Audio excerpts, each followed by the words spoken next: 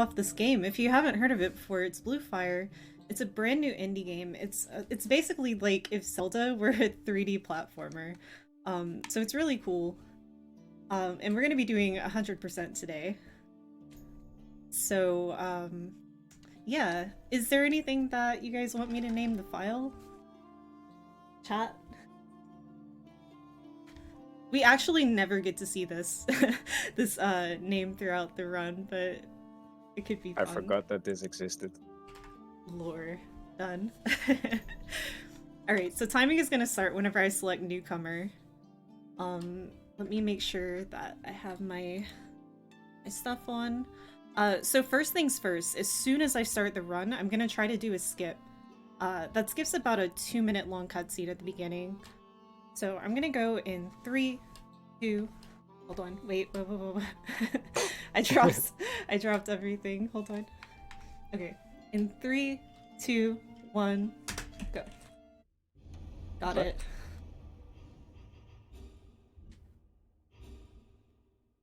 Basically, nice. We mash escape to get control, like, first thing.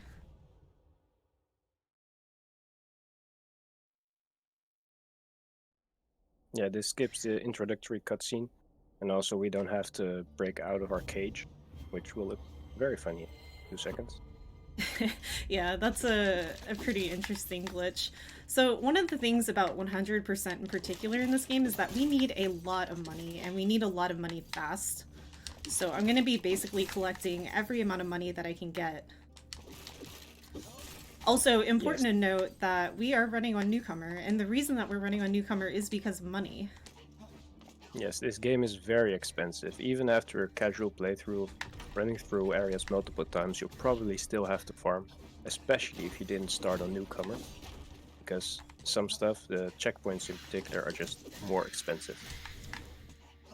Another important thing is that you're going to see me killing a lot of enemies in this category because enemies drop something called corruption ore, and we need 370 to get all of the upgrades that we're going to need to get using those ore. Yeah, we'll need those to upgrade our mana bar. Of course, we don't use it that often during the run. It won't be our main source of damage. However, it's a kind of money, so of course in this game we'll need a lot of it. You'll also see me jump above enemies whenever they die. That allows me to collect all of the ore without them having to scatter.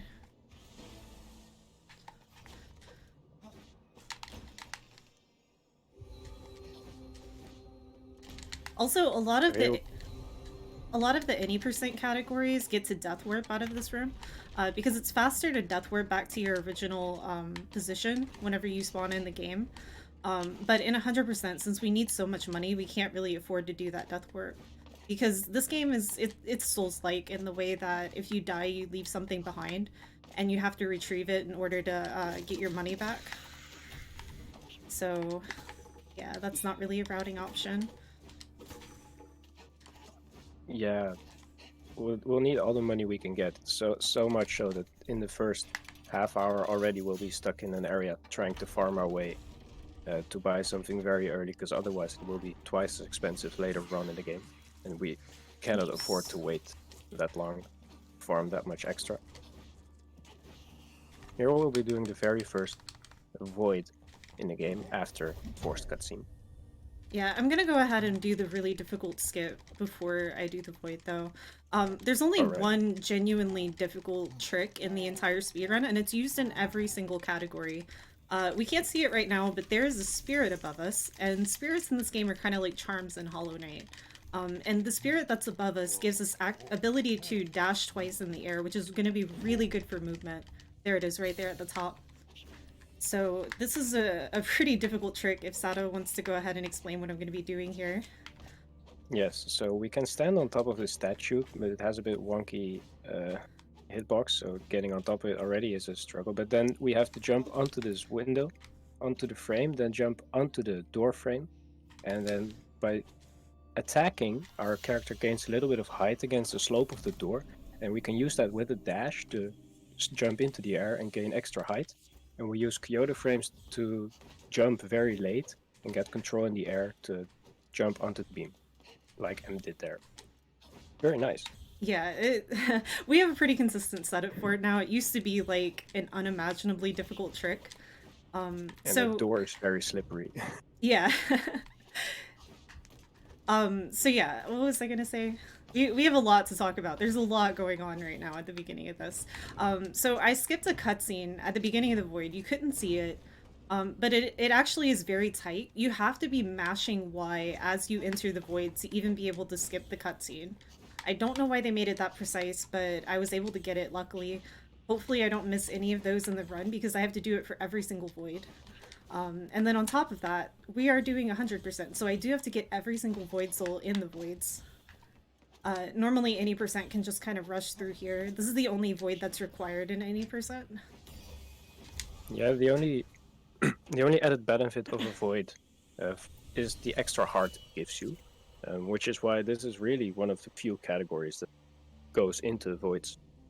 And then we also have to grab all the void souls in these voids for another percentage, which we will find later to get extra spirit slot. Because spirits, like Em already grabbed the first one, the double dash one, we want to use a lot of them for movement especially, and also for farming. But however, we do have a limit on how many spirits we can use at a time, so of course we want to grab those void souls to increase our capacity as fast as possible. And here the farming commences. Yeah. Every box. Every single box and every single enemy is not safe. We need, like, to give you guys a point of reference, we're about to buy a save warp for about 100, but we need to save up 2,400. We're basically living in a capitalist society here. Yeah, everything is very expensive, and this first one is probably made extra expensive on purpose in the first area to make you think, oh, that's unattainable. Yeah, so they do expect you to... So, okay, the guy gives you the opportunity to either pay him off there or pay him double later, but because of the money shortages in the game overall, it actually does end up working better to just spend the 4 minutes farming and worry about paying him later. Yes, luckily, we're only on 500 now. Luckily, there will be a spot later where farming is a bit faster than just hitting every box on the way.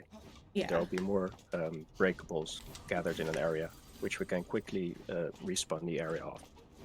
Also right there I did a skip where I stood on top of a box to avoid having to go around the entire area again. You're intended to do like a timed platforming challenge. Grateful that the devs let us keep that one. Is there any timed platforming challenge we do the intended way? I don't think so. I don't think so. We completely skipped the other huge one. Yeah, I know which one you're talking about. Yeah, UTHAS. Yeah, so here M grabbed an emerald ore. There's several chests with different types of ores. These ores can be sold. That's their one purpose in this game. And we cannot stress this enough. We need money. So we'll be grabbing all of those chests. Literally every single ore in the game. We need all of them. And here, this is kind of like the benches in Hollow Knight. We can go ahead and equip our spirit at this point. See, we have 2 slots, so we can equip 2 spirits at this point. But now we should be able to double dash. Yeah, double dash is early, truly is not intended. It already opens up a lot of the platforming. Here we'll be opening 2 levers. It will be teaching you how to dash upwards. And you cannot really control this yourself. However, if you're targeted onto an enemy or an object, you can dash diagonally. And actually we will be using that for a skip later on. But this is the tutorial to do that. Yeah, probably also worth noting that this is obviously 100% NMG, which means no minor glitches. There's only really 2 major glitches that are used in, or 2 minor glitches that are used in runs. This run is mostly glitchless. And those 2 glitches we'll explain later, but they both involve the same mechanic. Yeah, we'll see when it happens. It will be quite obvious. Yeah. When it happens and why it's very useful. Because if you to haven't keep it played in. this game before, there's a lot of different really cool movement later once we get the wall run / wall jump ability. And there's a lot of really cool exploits that we can do using that. So once we get that, we're pretty much unlimited on where we can go in the game. Yeah, it's truly unlimited, and there are some really game-breaking glitches. Of course, this is no major glitches, so we won't even be seeing major ones. Already any percent run of this game, what is it now? It's sub 10 def, pretty much. Yeah, yeah. The actual any percent run is extremely broken. There's a lot of really busted glitches, and then by comparison, any percent NMG is just over 1 hour long. Yeah, it goes to show that it's still an indie game and can be broken. Yeah. Also, of course, this is really lots of lore. There's a lot of unskippable cutscenes in this game, which is why I felt like it would be a really good fit for this marathon. There's a lot Gonna of be unskippables honest. and the ones we forget to skip. I'm a speedrunner, so I haven't really read the lore. I don't know what's going on here. Something about 5 gods is what this person said, right? Yeah, yeah, there's some gods or something in the game, I think. Again, gonna continue killing all of the enemies and breaking all of the stuff in our path. And what you just saw there was kind of like a pogo. That's the equivalent of pogoing in this game. You can use it to break hard falls and things like that. And this is gonna be our friend Aura, who is gonna charge us a ton of money because he's a horrible person. Nah, he's not horrible. He loves elevators. He really loves elevators. Any elevator fans in chat? But yeah, like Em said, that guy is the sole reason we're breaking every pot in the area. Yeah. Here we'll be seeing the quick area where there's a lot of breakables near each other, so we can farm up to get that 2400 we'll need for that guy. Yeah, and we need more than that too, because we need one more spirit slot. So because of that, it costs 600 or 60 void souls to get one spirit slot. So we're gonna go ahead and do this void also. Oh, I didn't get height. This is one of the voids which has a hidden item, if you will, called a void ore, which is another type of ore which we sell. However, it's worth way more than usual ore. So it's also really cool we can get this one this early. These diamonds give you an extra jump, but only it's only really helpful if you get it the first try. If you don't, it can be really weird to interact with it again. Yeah, it is really cool that you get to maintain your jump as if it's like a double jump. It's really convenient. Yeah, the design behind these voids is very cool. It's also really cool to see voids like these broken in New Game Plus voids. Yeah, we have a category called way. All Voids New Game Plus, and you should absolutely watch that. It's really broken. It's not even glitches, it's just like you can just skip so many of the voids and cheese them. It's hilarious. You get so much more movement freedom that this void we just did is just hold forward and jump dash. Yeah.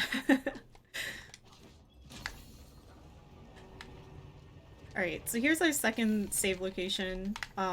This one costs 250. Again, if you do decide to play this game, if you're interested in it, I highly recommend playing on Newcomer only because of the money. If you play on Recommended, that warp costs, I believe, 800. Like, it is not cheap. I had 750 in my head, so 800 is probably right. Yeah, something like that. So here we'll get another ability. But first there's another Force Gauntlet, of course. Oh, I forgot to get the weapon. Oh right, there's a weapon in the middle. Yeah, so they're not gonna die as fast. I messed up. Usually they die in 2 hits. 2 hits, yeah. Quite a bit more, yeah. Yeah, it's unfortunate. It's alright. I'll get it on the way back. And we grab their corruption ore and we continue farming this room. This ability is called the Fireball. At least that's how we call it. It's the fire charm. But it scales with your sword. So we sometimes do use it, but it's the aerial combos we will be able to do, or not really combos, damage we'll be able to do with the sword outshines it, and of course need mana to cast fireballs. So it's a really neat extra ability, but you don't get to use it that much. Here we meet an NPC, Spirit Hunter. And he will give us our slot for the spirits.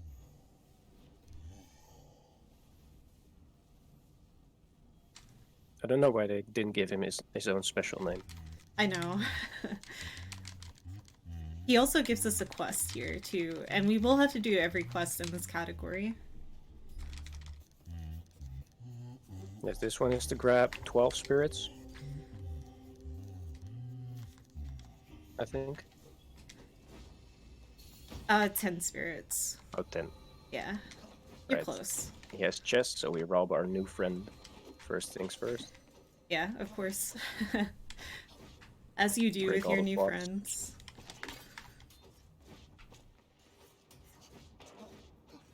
Alright. So what we're gonna do here is we're gonna go clean out the top floor first. Also grab the sword that I forgot. Grab the sword, yeah. So there are a bunch of different weapons. I think there's 12 total. We're gonna be getting all of those because they're all percentages. Let me get this.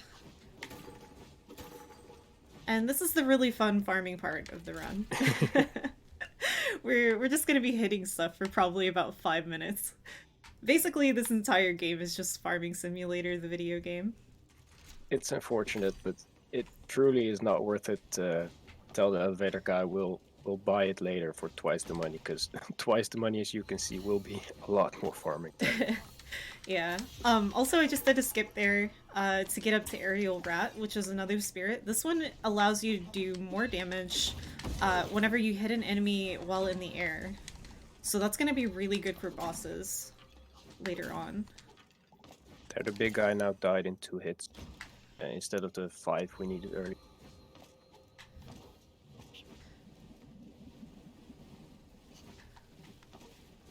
Yeah, so this farming stuff will be a bit longer. Like Em said earlier, we will be grabbing all the swords. We just grabbed the Bloodstorm Blades earlier. That will be our first upgrade in damage. There will be a few more powerful ones, which we'll definitely grab as soon as possible with the tricks and skips we can do. So I need about 2,400 before I move on from farming. So Emray just passed the statue. We saw that those we can buy emotes from them. We will not do that yet, because of course we need this money to buy off Orit, because he's scamming us with the amount of money we need. So sadly we cannot do emotes as of yet, but we'll definitely get those. They're a really cool addition to the game. I believe in the beta it was just intended as a cool cosmetic thing. However, you will have seen some spots, like for example behind this void there was one spot where there was some sort of emo painted on the white tile, and that's tied into the emo. Yeah, and these blank white tiles are where chests are going to spawn whenever we actually use those emotes. So we will be using every single emote in the game, as well as getting every single emote. And the emotes are percentages, so you do need them. Yeah, the emotes are percentages, and the chests that you unlock after using the emotes, some are percentages, but most are just items which we can sell for a lot of money. So that's another reason we'll definitely be grabbing all of them. Already at 1,700. Yeah, I think one more trip should be good. It's usually 2 trips. Yeah, here we're thankful for this transition, just beside all the breakables. Yeah, whenever the game was new, it used to have like issues with crashing on loading zones, and this section was a nightmare. Like an actual nightmare. Because you never know if you're gonna crash in this loading zone or not. If you're worried about that, by the way, they have fixed most of the crashing issues. It only happens with like specific tunics now and specific loading zones, and I think they're working on fixing that also. Yeah, so Emray mentioned tunics. Those are the robes we are wearing. Those are also percentages, so of course we'll be collecting all of those. There are a few good ones. There's a debate on what's the best one. I'll leave it up to you guys to discuss which one is the best one, because we will be seeing all of them. So hopefully at the end you'll have your favorite. I definitely know what mine is, but I won't spoil it. I know what mine is too. I use it for my New Game Plus Void runs. There's only one tunic change that we're going to be doing on our own though, and that's because there's one tunic that's actually required for a chest, but otherwise they are entirely cosmetic. Well, that was unlucky. I got nothing from that one. Yeah, I tried doing some testing early on how much they drop, but yeah, it's all over. Really inconsistent. Alright, we can go play the game now. Yes. Yes, that was about 5 minutes. Now we're going up this elevator, another one. Go meet Oreb now. We have enough money for this guy. So he can go away, leave us alone. We're really gonna just still farm. Like, we're basically gonna be farming for the entire run. Yes, any breakables will be broken.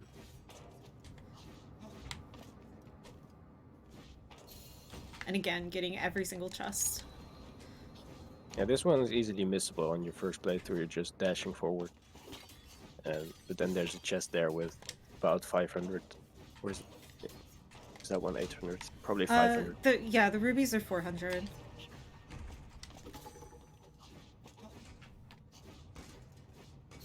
So this is the room where the broken elevator is for Oreb. However, first we'll be heading over back here. Do a skip, because there's a chest. There's a spirit up there. It's a chest. Which we want to. It's a chest. We want to grab as early as possible. Oh my goodness. We need to jump on the thing. It's a very strange cage, because the height is just about too high to properly get on. However, I don't know why I'm not getting enough height at all. Like, normally this isn't that hard. There. I stood on the little bitty notch on the thing, and it worked. Yeah, it's really weird that one notch really makes a difference, but yeah, it does. This fence is very wide. For some reason. I haven't mentioned it yet. I keep forgetting. Every time I do like some sort of demonstration with this game, I always forget to mention. You'll notice that I'm like jumping when I dash.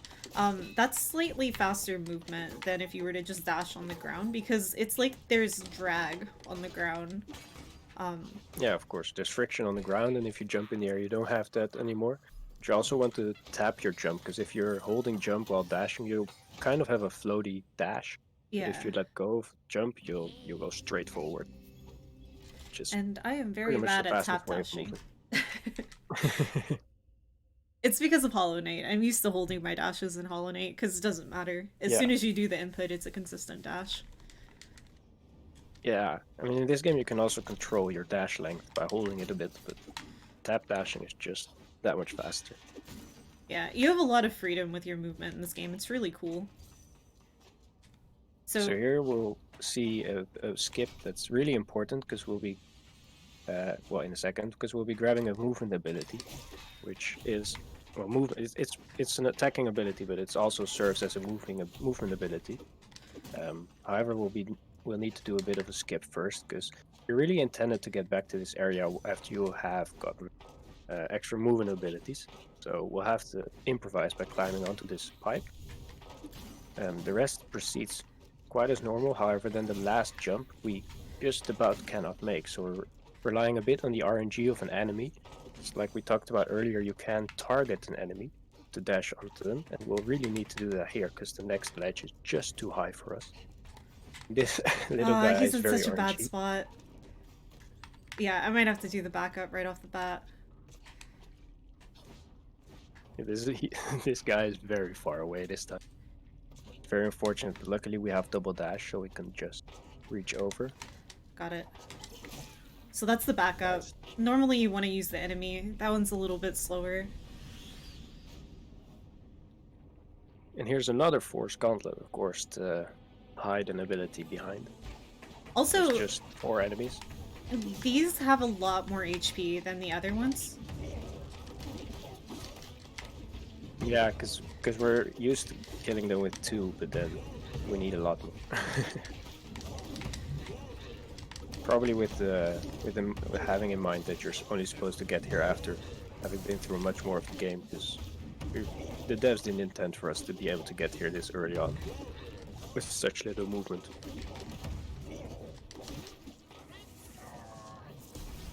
Try to grab these corruption orbs. Yes, every ore.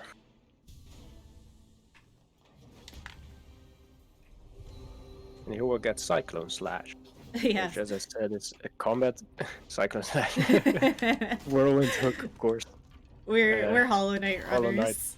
Knowledge seeping in. It's both a movement ability as a common ability. It deals a lot of damage really quickly, so we'll be using it on bosses. Because a lot of bosses will be a bit cycle based, so dealing as much damage as fast as possible will be to our advantage. However, it's also a movement based ability, as the game actually intended it to be, because there's some spirits which tie into the movement of the Cyclone Slash. And we'll actually be using it here. I also want to mention, Double Dash actually is a cooldown, which is why I ended up falling there. Because my Double Dash wasn't cooled down, and I didn't notice. Yeah, Double Dash is a cooldown, and another ability is a cooldown, and there's a very slight and a very small hint that the cooldown has stopped with a very light sound notification for you. However, when you're just playing it, it's barely noticeable. So it's easy while speedrunning trying to be quick to dash too early and expect a second dash, and then not have.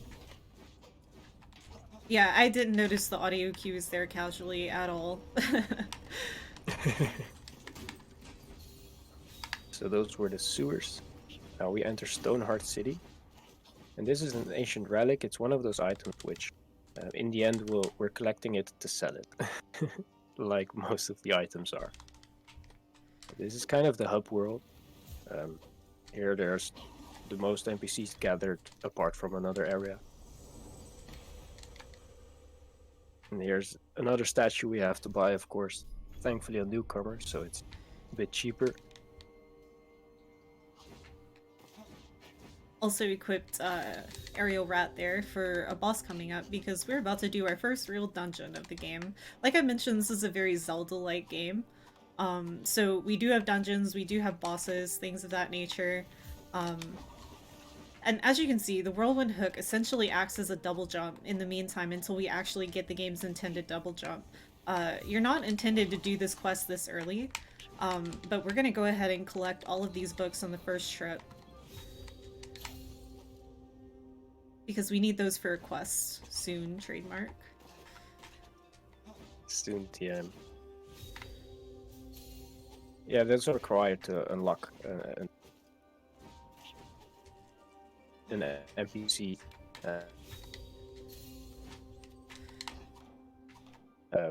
which we'll be very happy about. Here we're making the rounds of collecting everything. And we will not actually, we're collecting most of the books here already, 4 or 5. However, we'll be heading into the dungeon first, because we won't need to buy anything yet. So it's faster to just wait for a second trip to the city. Yeah, so here we go. Here's our first dungeon. It's called Nuos Temple. It's basically a forest temple, for lack of a better way to explain it. Yeah, it's easy to forget it's called Nuos. And my mind always has foraged. If we're gonna get into any lore, we're gonna skip a cutscene with Nuos, but basically he confronts us and tells us to save his temple. There are 5 gods, and there's actually a 6th god, but he's actually evil, and we don't talk about that one. You know the lore, how it always goes. Because that one god is the reason all the bad stuff is happening. This room is actually a bit interesting already, because on the earlier we could reach the lever immediately with double dash. However, on earlier patches there were actually enemies in that which you could target with your dash and then pogo to refresh your dash and then dash onto the lever. So it seems the devs did not want us to unlock the lever that early because it basically unlocks the entire dungeon off the get-go. So they moved those enemies down a layer. However, with our early double dash, we can just as well dash over immediately. Yeah, you can see the other lever back there. That one is actually the one you're intended to go to. It lowers it to the second level, but the lever that we hit lowers it all the way to the third level. So here will be a little gauntlet, and this game can be described as farming, because we need so much money, but it can also be described as grabbing a key to grab another key, which is pretty much like how Zelda works a bit. And here we'll have a few gauntlets to unlock other rooms, and then in the end unlock another key to unlock the UTHAS Claw, which we'll be getting after this, which is the next movement ability we'll be getting. As some of you paying attention may have noticed, on some of the walls there were some, for lack of better term, skid marks, kind of showing that we could grab onto walls, and that's precisely what this temple unlocks for us. In any percent you'll just grab the ability and move out. However, we're doing 100%, so we have to beat the boss at the end of this dungeon. Yeah, also, this is the first time that we actually use the fireball, because it actually does make these fights a little bit faster, because these enemies have a lot more HP. Ooh, a double kill. Gaming. Nice. Yeah, the fireball also has the advantage. It doesn't deal amazing amount of damage. However, what it does do is it staggers, and yeah, which allows you to helpful. get a lot more damage in. It even staggers some bosses. But I don't think we use it because we just deal enough damage with our other abilities. So this is the wall run. I need to remember to split. I am using my splits because there is a very good chance that I PB with this. I do have the current world record. I actually have the only time submitted.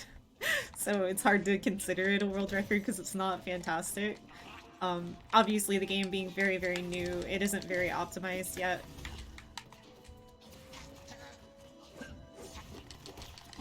Right, here we'll be farming these guys, of course. We'll also be going up here immediately, because there's another spirit up here which was closed behind the fence gate. But now that we have UTHAS Claw, we can wall jump to be able to head over there and grab the spirit. So as you can see with the wall jump, you only really get height whenever you jump off of another wall. So, that's where moon jumping is going to come in. We're going to learn about moon jumping very, very soon.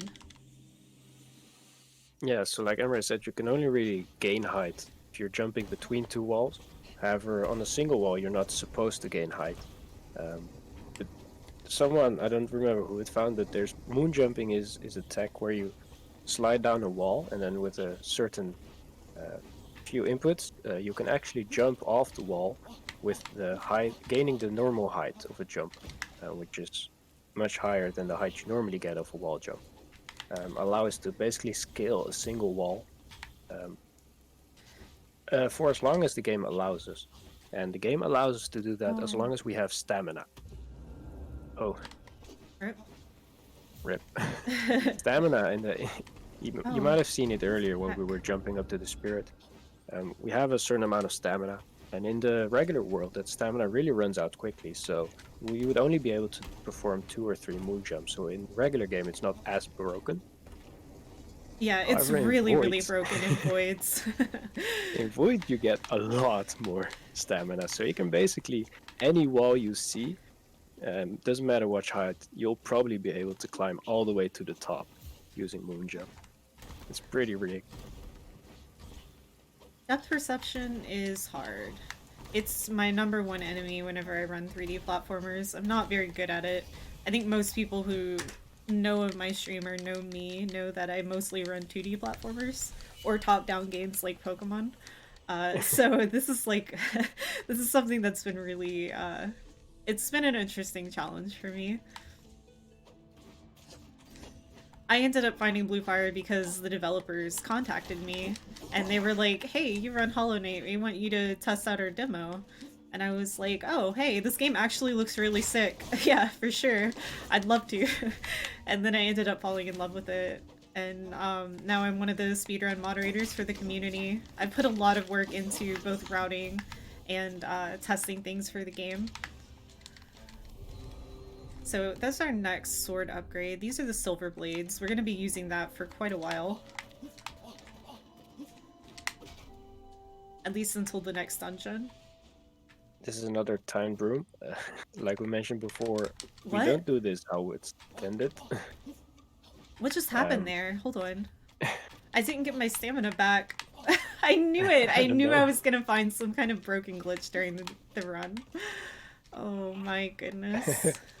Yeah, I hate to see it. Here we'll be using our double dash, just pretty much jump to the end of the timed section.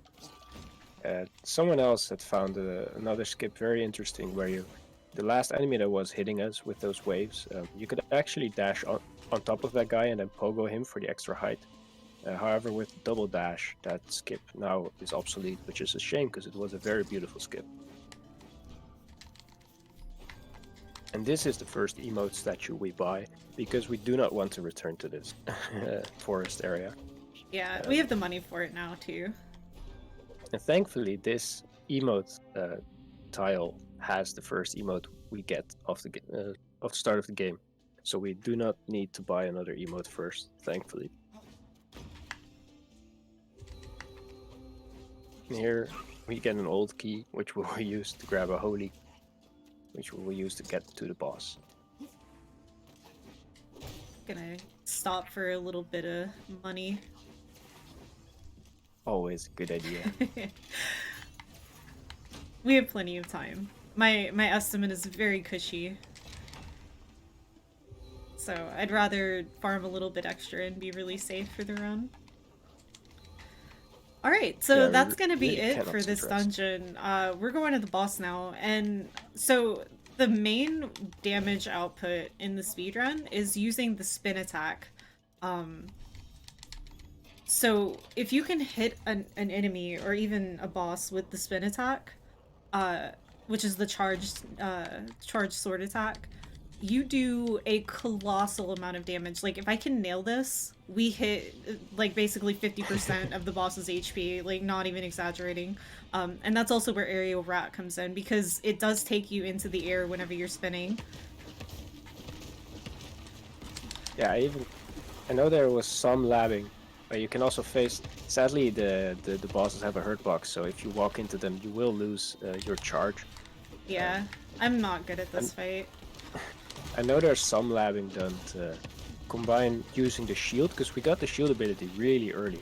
However, it's really hard to use that properly.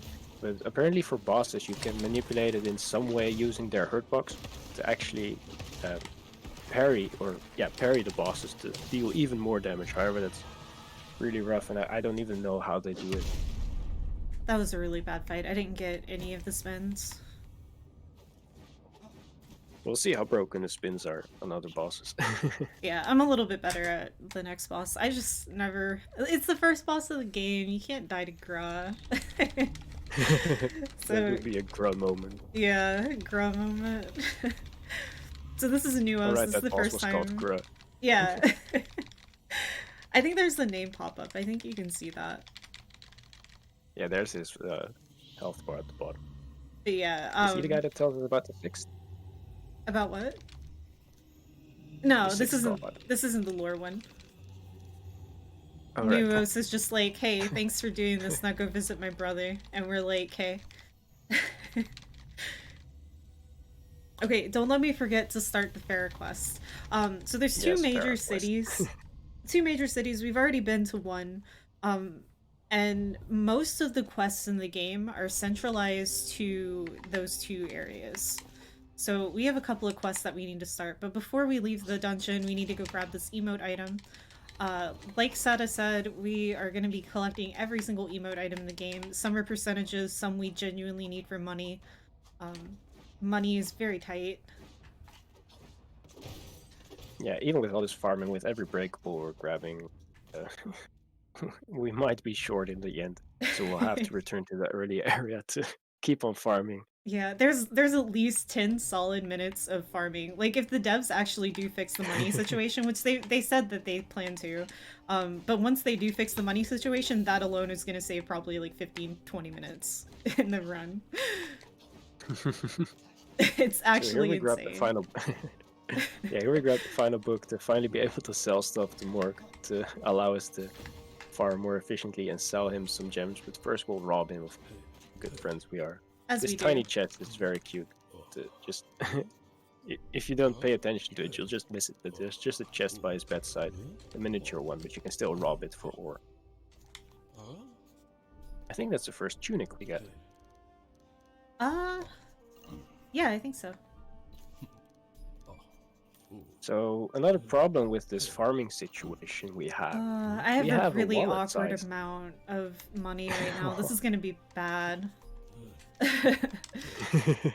We have a wallet size, which means we have a maximum number of money we can hold at a time. So if the game has no warning of this. If you sell all your ores immediately and you go over the maximum amount you can hold, just wasted money. Which is another reason why the casual farming can be rough.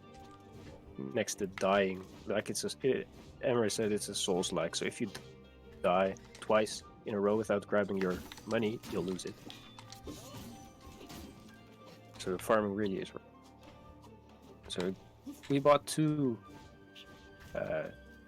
spirits here: Possessed Book, Golden Lust.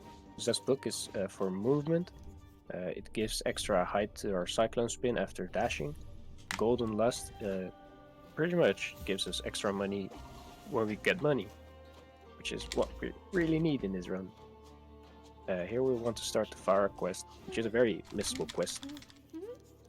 Well, it's not necessarily missable, but it's hard or easy to forget, because you can just walk past Farah and then get to the area and forget you talked to Farah, or you didn't talk to Farah.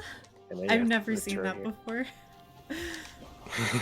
Okay, I'm gonna try to do an NMG trick right here called Fast Ladder. Nice, perfect. Basically, what you do to do that is you press the interact button and the jump button on the same frame, and you just fly up the ladder at jump speed. Yes, Fast Ladder, one of the best tricks in the game. Yeah, that's one of the 2 minor glitches that are allowed in NMG but not glitchless.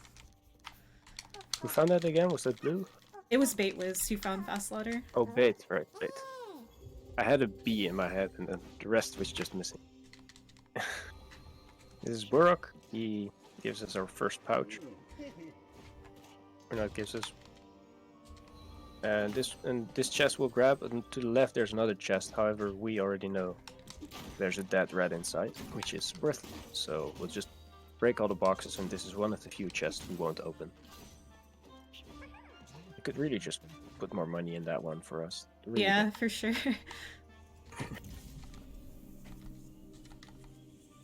And here we do Borissa's Fate. I almost missed that cutscene, Scout.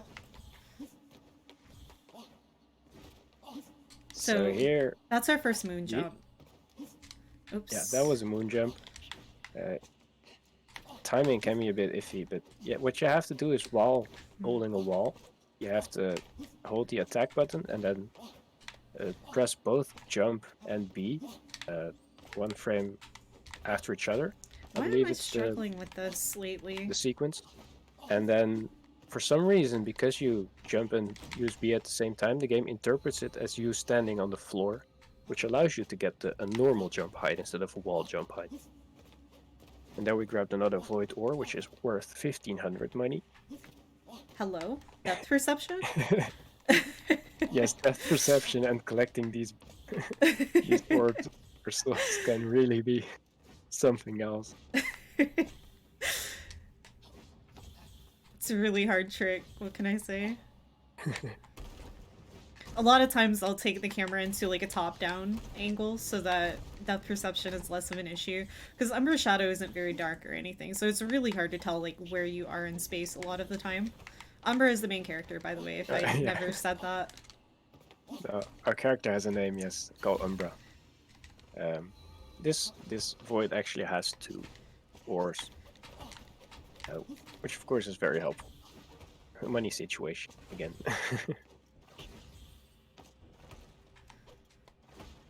Here's the final bit of this void.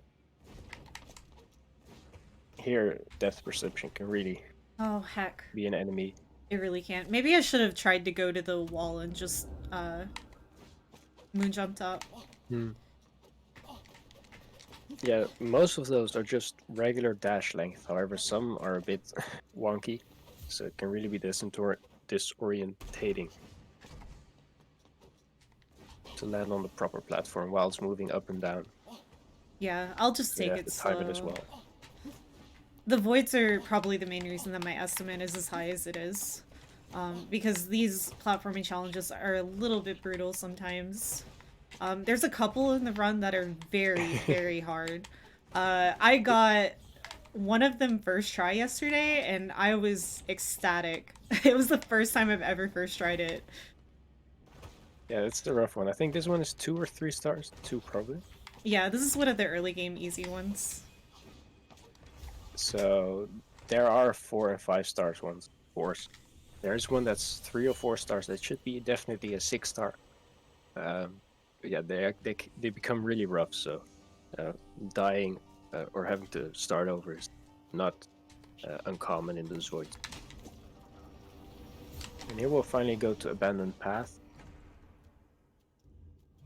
This is the area we needed to unlock Farah's quest for as well.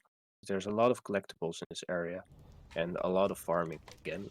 And a lot of horrible enemies. I hate this area so much. I'm very sorry for what you guys are going to witness after this next dungeon. The enemies here have a great ability, which is a freeze beam, which means if you get hit by it, you get frozen, and you have to spam your attack button, probably some other ones, to become unfrozen again. But this area also has a bit of a climbing section, so if you get hit mid-climb, you'll fall down quite a bit. Also right there, I decided to break those ores. So whenever a normal ore hits the corruption material, it turns into a corruption orb. So that's a really good spot to farm corruption ore. Yeah, thankfully we don't run into most of those enemies in the beginning. We first do another dungeon before we have to do the excruciating rest of this area. This is UTHAS temple. This is the lore temple. Yeah, so fun fact, we actually skip about 60% of this temple, even without glitches. I think even the glitchless run skips like 60% of this temple.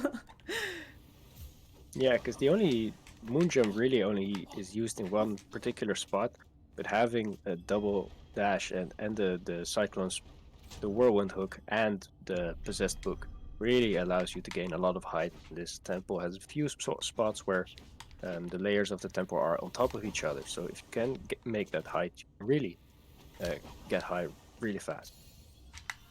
Yeah, there's also a glitchless version of the tack too.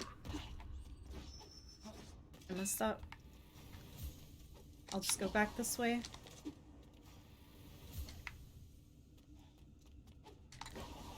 Yeah, this dungeon really uses the whirlwind attack a lot early on. Heck. Well. Yeah, it's faster to go around with the stamina situation. It can be a bit harder because you only get 2 moon jumps. If you're really fast, you can get about 3 off, but it's already rough with only the 2 you get. Yeah, failing the moon jump there hacked me. Fine though. So here's a cutscene. Both of the times that we enter these dungeons, they meet us with a cutscene where the god explains to us like their whole situation. But luckily those are skippable. Yeah, luckily. There are quite a lot of cutscenes in this game. Some are only skippable if you happen to be spamming the button at the beginning. Others just aren't. beautiful cinematic. But here you can see how the dungeon is layered on top of itself. So if you know how to get around, get up real fast, you'll get up real fast and go to the top layer as soon as you want. Yeah, we're actually about to do a skip here. I'm gonna mostly use Possessed Book for it, but we're gonna do one moon jump here too. Or 2 moon jumps, I guess, since I failed. So this dungeon, of course, also has a movement ability. We'll be getting it on the first layer. It's actually the double jump ability, which helps us even more in skipping to the final layer of the dungeon. Yeah, so this skip you're here is intended to pretty much not be intended. able to reach where I just went without double jump, but with our early spin jump, we were able to get over there. That back thing is intended, right? Because you don't need anything extra for that one. Yeah, the back is fine, but getting up to that platform and getting across to the party emote wasn't intended.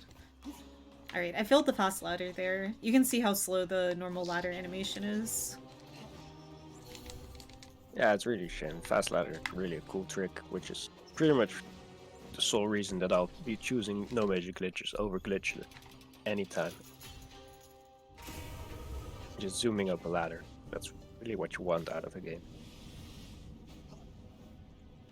So here's another Force Gauntlet, from which we'll be getting a key to get the ability double jump. Here Emray immediately used the Fireball twice to already hit an enemy twice to be able to kill it in one hit. Because these enemies know how to counter you. Yeah, they can really easily well. frame trap you if you end up in a bad situation. Ow, heck. And here these enemies die in 2 hits because Emray has equipped RRLAT, which allows us to do more damage if we're airborne. So these die real fast, otherwise they can be annoying, especially if they stack up more than one of them at the same time, tracking you and trying to explode you. Unlucky scatter. I'll go ahead and heal. Yeah, that scatter is really why Emray earlier on in the run tried to jump into the spawning corruption orbs, because they really can spread around and take a bit extra time to grab, and because we need to grab so many of them, it takes a while. Alright, so now that we have double jump, we can go to some of the areas that we would not normally be able to reach. We're basically about to break the entire dungeon and skip most of it. Yeah, we just got double jump. Normally in the game you only get the spin attack after you get double jump, however we did it in a different order. So this area now is open for us. We're free to go wherever we choose. Just have to do a little bit of spinning around the place. And there we go. Not yet the top layer, or is it the top layer? Yeah, this is the top layer. There is a lot more to this dungeon. Like, I cannot stress that enough. We've done probably 20% and we're already done. Yeah, thankfully this dungeon does not have percentages in side room, because we did not enter a single side room there, but this dungeon has about 4 or 5 rooms to the side where you have to enter usually, and progress through each door linearly. However, we're speedrunner, so what we don't need to get, we don't get. Also, of course, there's switching money over. there. Alright, we did grab another sword.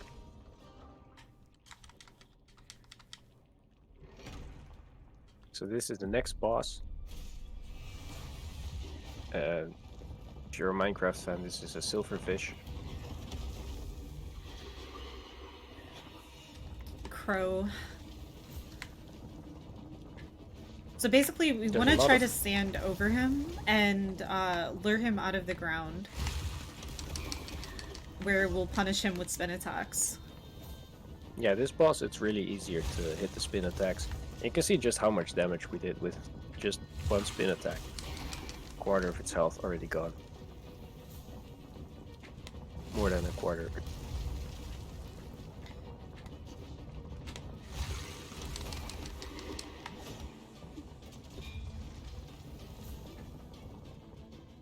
Here it'll scream to go into a very quick intermediary phase. However, thankfully with Spin Slash it's over really quickly, and we can continue on killing it with another Cyclone Slash bit. There we go. Very easy fight. That's what the Cyclone is supposed to do. I was just really bad at Gra. I don't know why Gra is so much faster than Crow. He really is. So The here we're waves are finally so gonna much get our faster. lore. Oh baby. Yeah, Love me because we some already lore. spoiled it a bit. But there are not just 5 gods, there are 6. And that's about how much I remember of the lore. There's a 6th one, an Same. outcast of the darkness. Yeah, so I was kind of disappointed personally whenever I played the game because obviously the demo included the Firekeep area where we started, and it included the UTHAS temple, which we just beat. So it included this cutscene at the very end of the demo, and I was kind of hoping that the full game would have like a dungeon for every single boss, and they don't. Spoilers.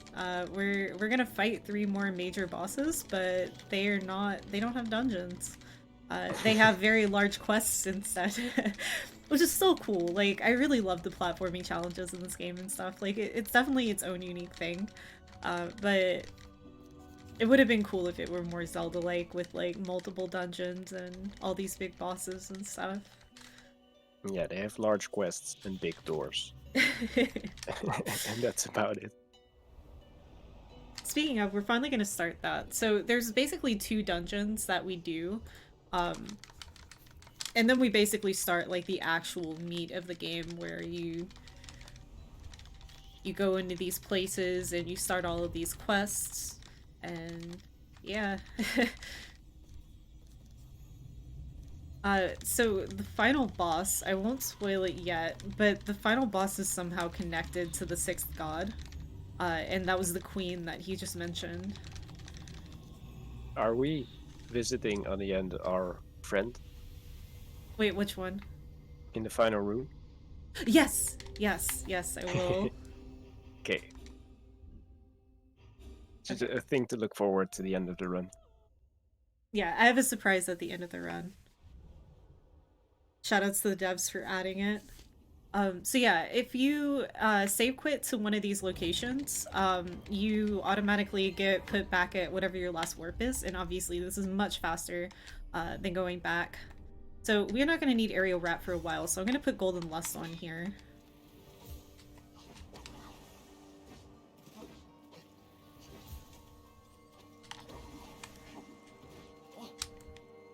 Yeah, so here we'll be heading up. We'll be grabbing another chest, of course, first.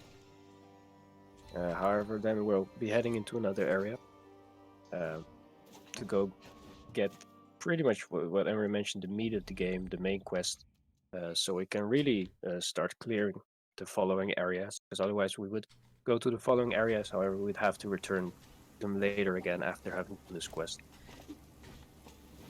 We'll be talking to the guy who interrupted us at the beginning of the game with a cutscene.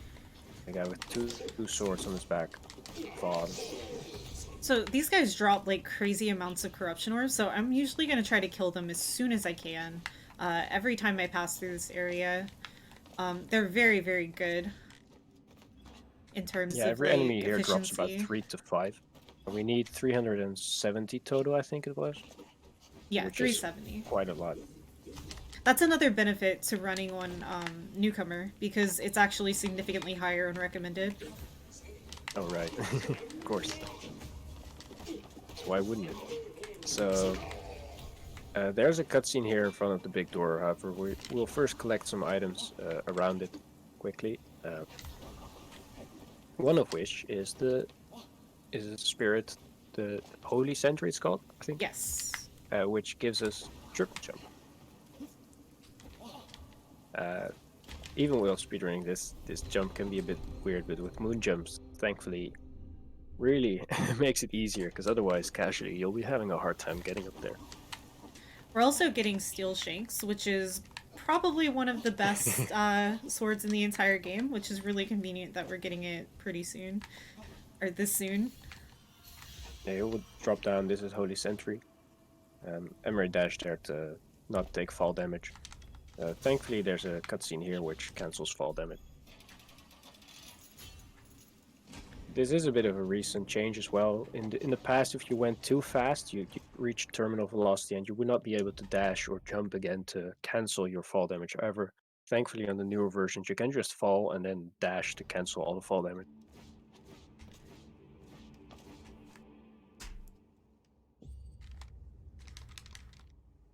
And here's another cutscene. More lore from Vaughn. Basically, Vaughn is our guide through all of the different main quests of the game. Yeah, he tells us what to do. Then he goes on vacation. My job here is done. I don't even know why he has 2 swords. I've never seen him fight.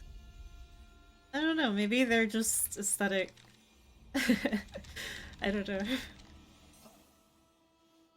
And now that we have Still Shanks, those big enemies that I was fighting for ore should actually die in one good whirlwind hook. Like, if I connect every hit, they'll be really, really fast to farm now. Yeah, so Vaughn gave us 2 items. One of them allows us, this one, Sanctuary Stone, allows us to warp checkpoints, which really will help us get around, of course. The other one allows us to start grabbing, I forgot what the name of these are. We're gonna get to that The cutscene vessels. soon. Alright, that's the next area. Yeah. Those items are split in 2 cutscenes. Yeah, this unfortunately is not skippable for some reason. It literally just pans around the entire area showing every single door opening. I'm sure there's some kind of deep lore reason why. Maybe Vaughn has to actually, like, run between each door and hit a lever. Pretty sure they saw the speedrun of Hollow Knight, saw that Lem just jumped through his window, and wanted none of that in their game, so added that cutscene to make sure that Vaughn does not jump through walls to get to the next area before us. Yeah, so as you saw there, he died to 1 cyclone, so that's a really good, efficient source of ore now. Thankfully, that cutscene we can skip another pan of the entire area. Yeah, every time you enter a new area, there's a skippable cutscene. Right here, since we have Steel Shanks, these enemies die to 2 fireballs, so we're usually gonna kill those whenever they're in the way. Yeah, if you don't kill them, there's 2 types of those enemies. The bigger ones, they do an area of effect around them, where they can freeze you. The other ones have a laser, which explodes, and if you are in that explosion, you will be frozen. So definitely those will try to kill Fireball from long range, to avoid any shenanigans with those guys. Alright, the item also allowed us to open these, lock the gates and light flames.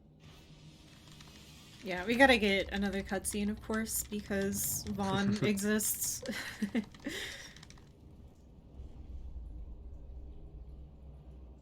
He basically explains to us every one of the different bosses.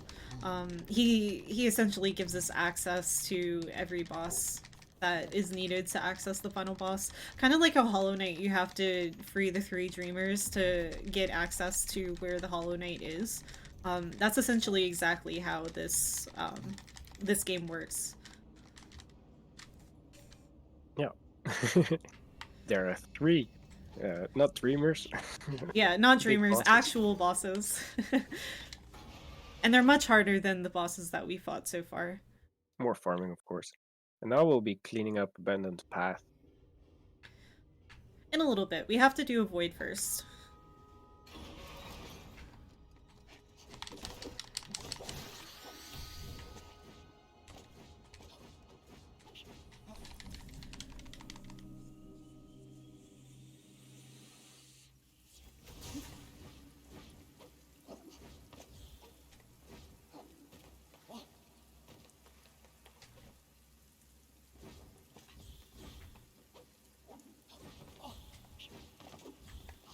We do need to get quite a bit more money here, though, in the upcoming section, because we need 800 to be able to afford a warp that we need to buy pretty much as soon as we get to the top of this Abandoned Path area.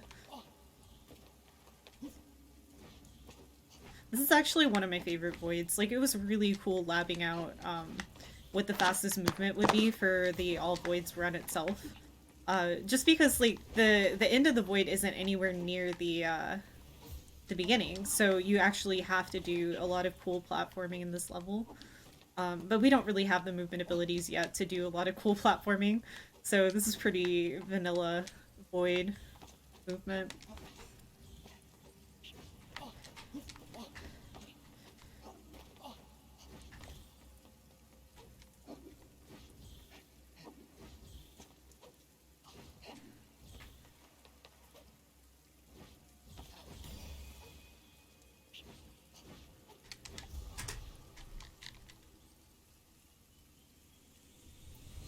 Alright, so I'm gonna let Sada take over. Are you still here?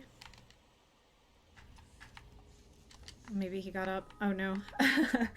There's a lot of really difficult movement coming up in this section. This part of the run is by far the hardest part of the run. So I need to do 3 moon jumps here. Oh no, I failed it. Okay, I'll take the hit.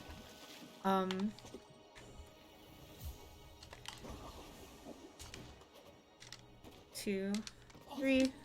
Alright. And we're grabbing this rose for a quest that we're gonna need it for later. And this right here is the necklace that we needed regarding that quest with the boy in Stoneheart City.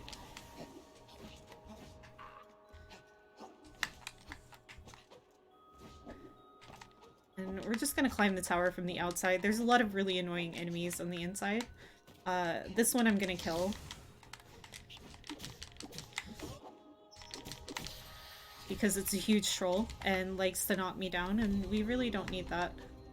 We don't need that kind of negativity.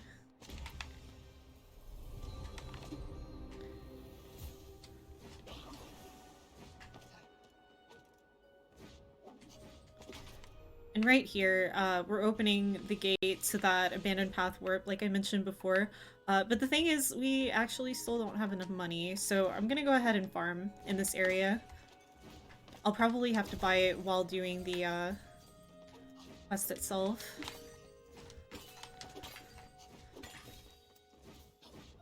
Okay, yeah, I will. It's not quite enough. The thing that is kind of unfortunate about that is that I don't have triple jump for this section.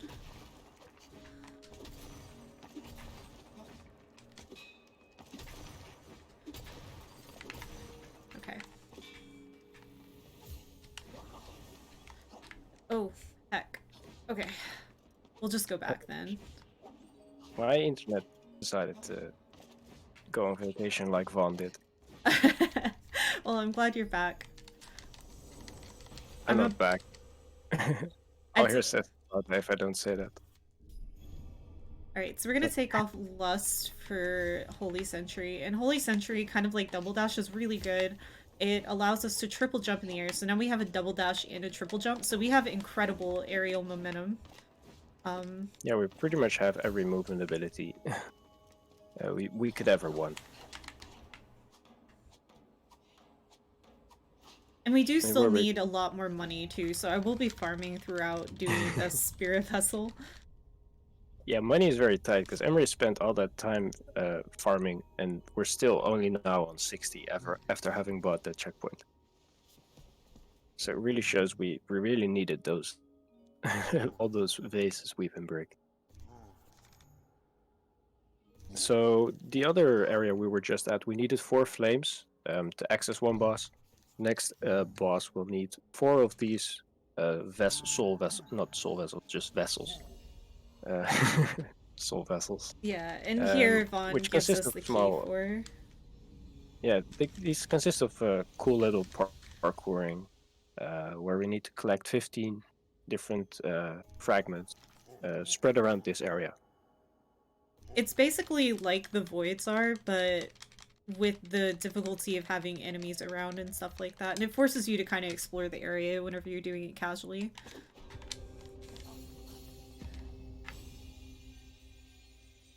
Yeah, we'll be doing that immediately as well.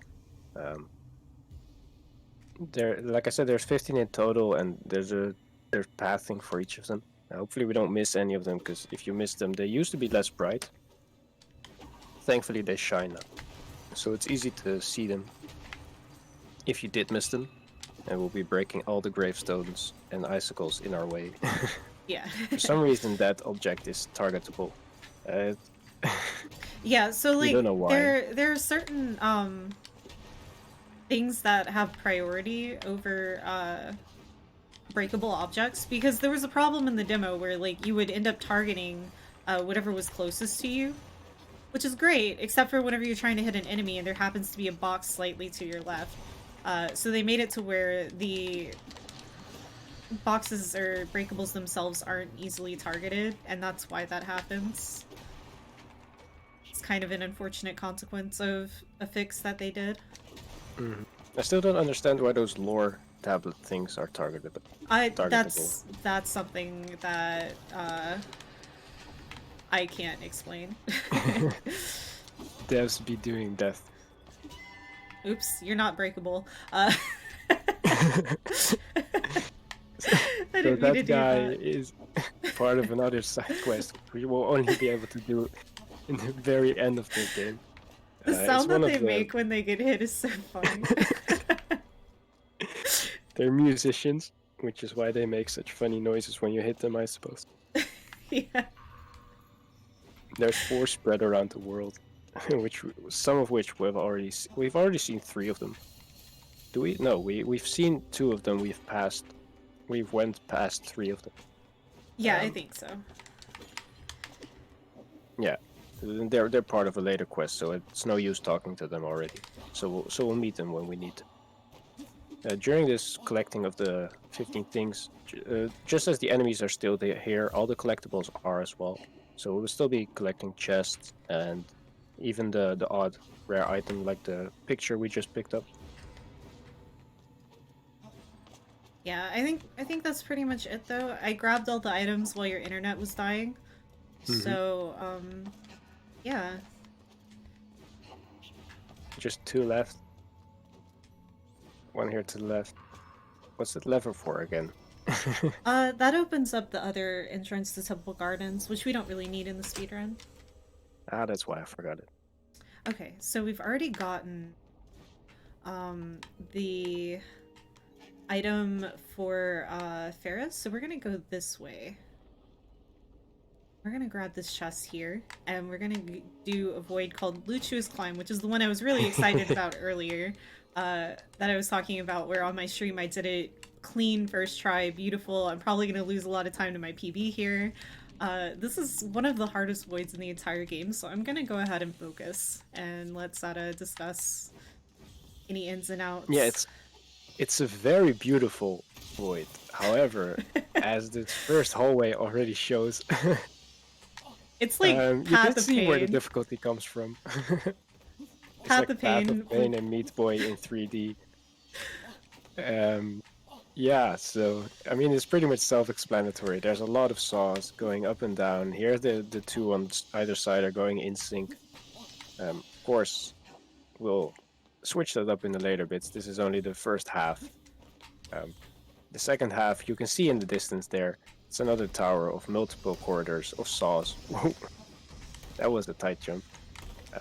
And here, of course, are those blocks that break when you stand on them. So you really have to go quickly through them. Here you can take a quick break, because here all the saws desync. But thankfully, with all our movement abilities, we have 2 dashes and 3 free jumps.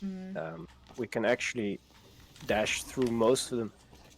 And as you can see, a death here is painful. However, with the new game plus strats, we'll be doing some moon jumps to get up there. Thankfully, we don't have to go through all the saws again.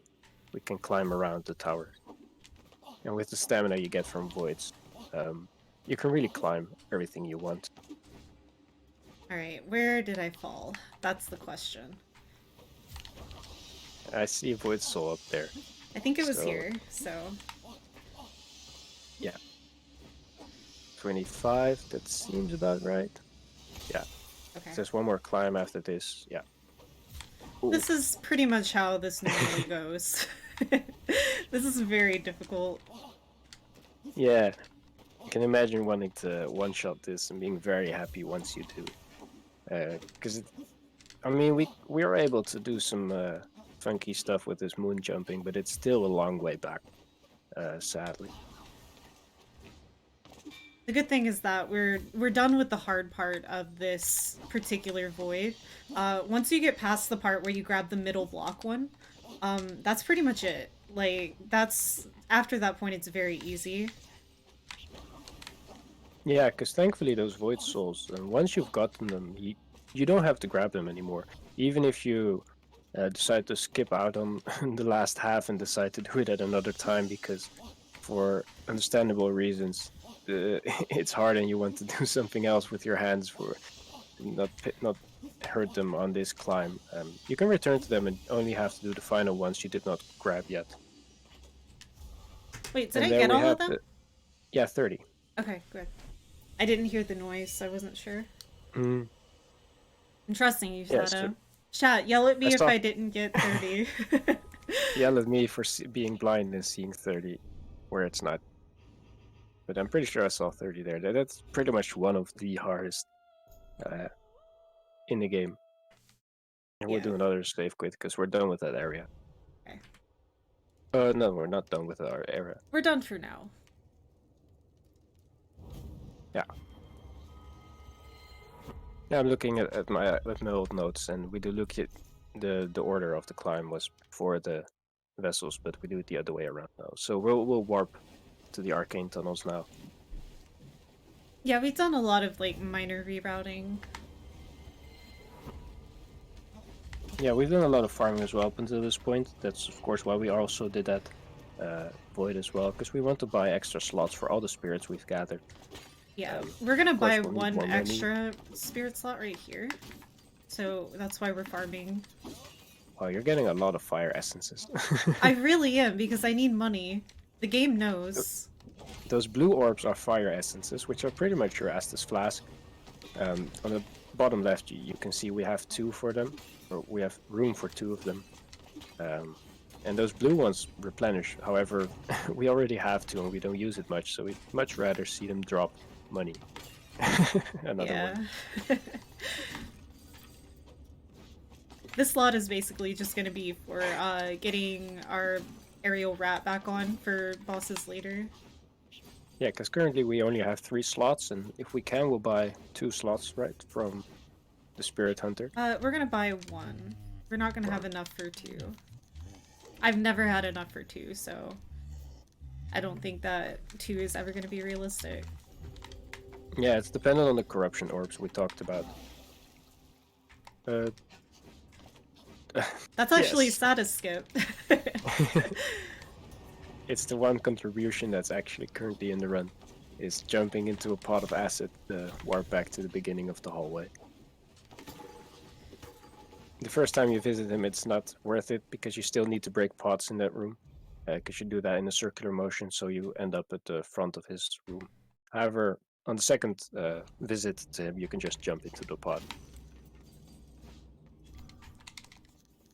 Here we'll be buying an emote called Hat Kid Smug. It's exactly what you think it is.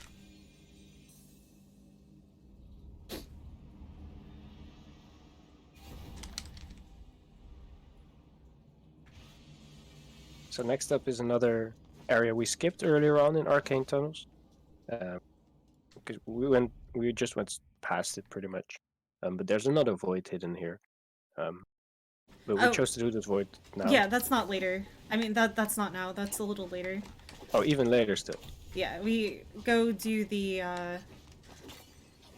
other Samael Flame. And Samael is one of the bosses that we're working towards right now. Samael. One of the 3 bosses that this one is hidden behind Flame. Am I saying this correctly? I don't know the names of most of them. Yeah, they have... Wait, hold on. I'm not sure what you're asking. Samael's Flame. Is it Samael's Flame? I thought Samael was in the final areas. He's one of the last bosses that we do, but we do most of his flames right now. All right. Yes.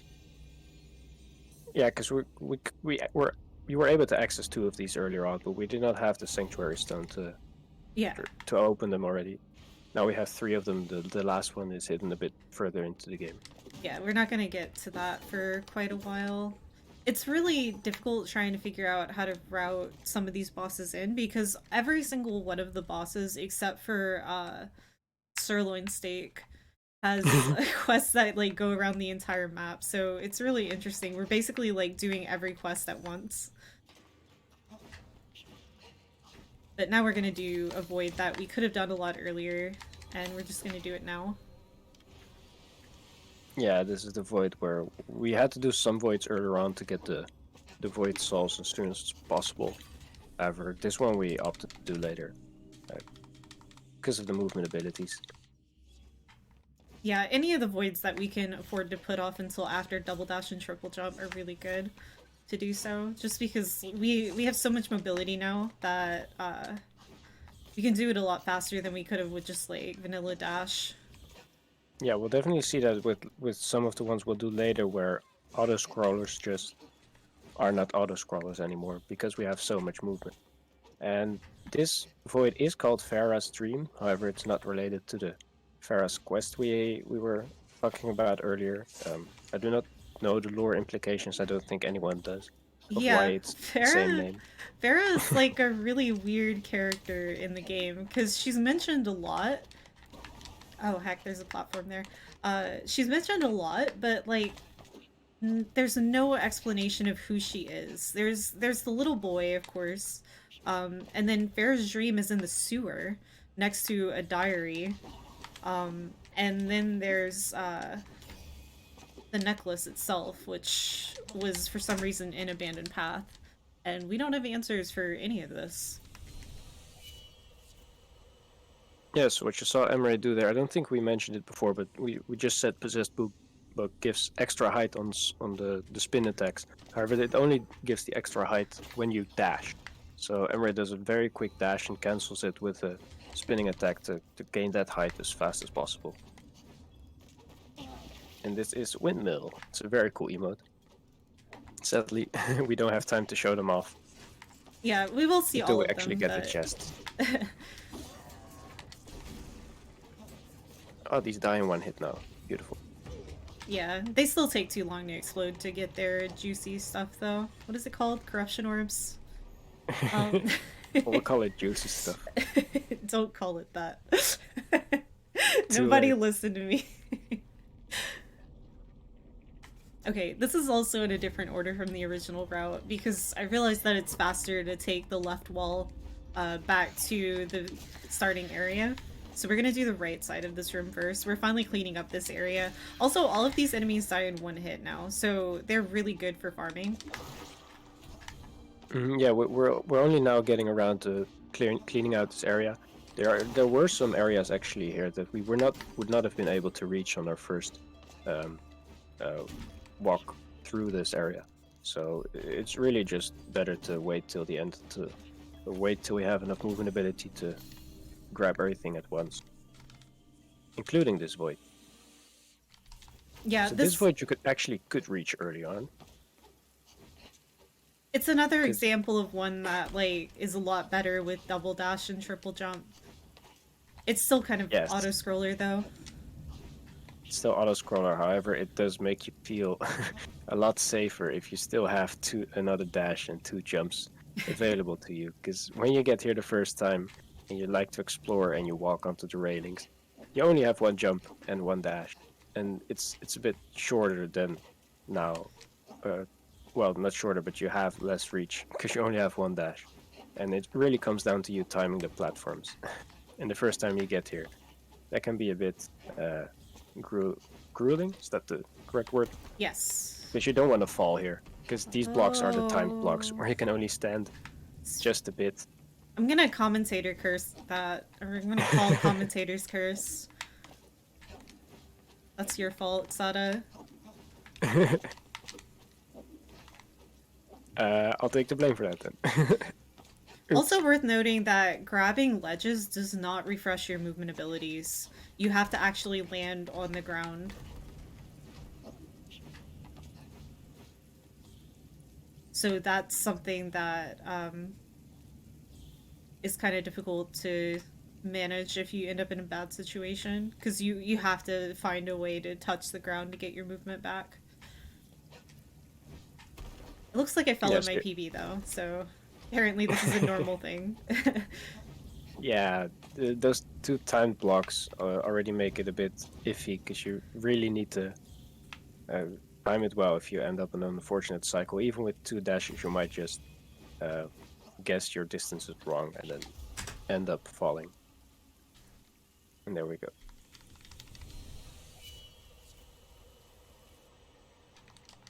So now we'll continue cleaning out Fire Keep.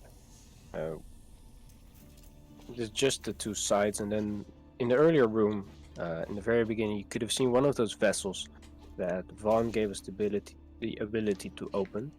And now that we have the ability to open those, we'll actually be collecting the vessels in the back room there as well. But first we still clean out this area. We still need 400 Farming. just before leaving this area, so we have like barely enough right now, because we still have to buy 2 more emotes. This is photo.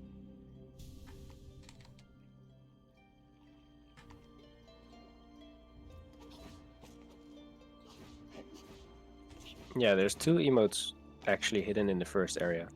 And one of them is easily missable when you first walk past it, because it's really hidden in a corner.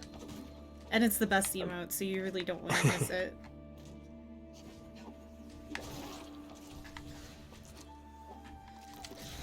This one is always inside of this stuff, and it's really annoying to get him.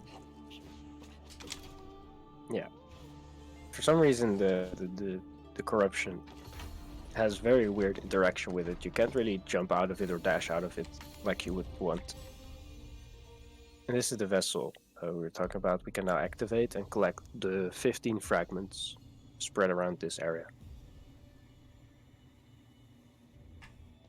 This also has the really added benefit that now you have to explore this area, because up top here on these ledges, there's actually a chest hidden in the back there, which on your first walkthrough you might not have seen. 2 chests. Now with these fragments. Alright, on either ledge, one of them. And now you'll have seen them. So the game really does a good job of making multiple visits of the same area worth.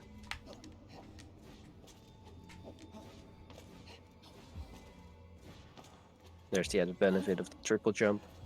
Just a little vertical height, because we have 2 jumps, but vertical is still, even in the a bit more glitched categories, vertical is still hard vertical movement is still hard to do in the voids, especially. Because for horizontal you have 2 dashes and 3 jumps. However, to get up, dashes don't really help, sadly. Oh, come on. I missed both of those jumps. I'm gonna go ahead and lose a little bit of time to hit every breakable, just so I have a little bit of extra cushion for the next section, because again, we are still farming. We do not stop farming. At any point do we stop farming. Yeah, I don't know, did we exaggerate or stress enough how much money we need? I don't know if the audience truly has understood how much money we really need. Farming the game. Also, any percent is not like this, by the way. It's just 100%. In order to afford everything we need to afford, it really is that outrageous. So, this is the only category. The beginning section where we already had to farm for 5 minutes, in any percent, you just tell that guy, no, I'll pay you later, and then you never ghost pay him. It's the best emote. Yeah, this is the one that has my favorite tunic. Yes. Some of the emotes also come with sound effects. That's one of them.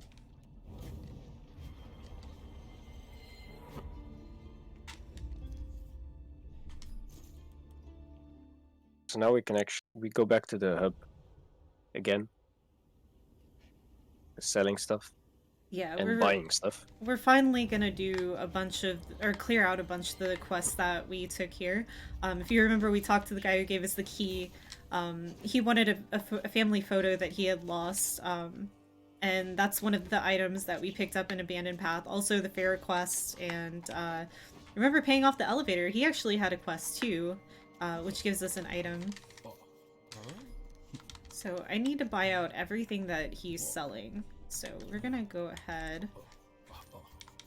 Oh, I need a little bit more. Yeah.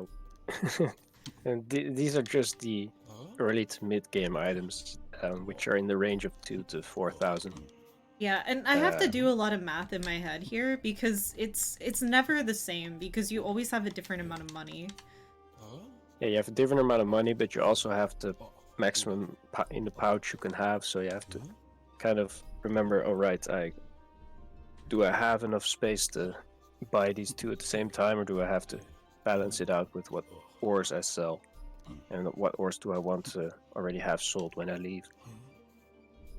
I think I need to sell 2 of these and I'm good. Okay. Alright, so he's been bought out, but we're still gonna use him a couple of other times throughout the run. Because again, we still need a lot more money. I really can't stress this enough. Like, we need so much money. We're about to spend everything that we just sold. On cosmetics.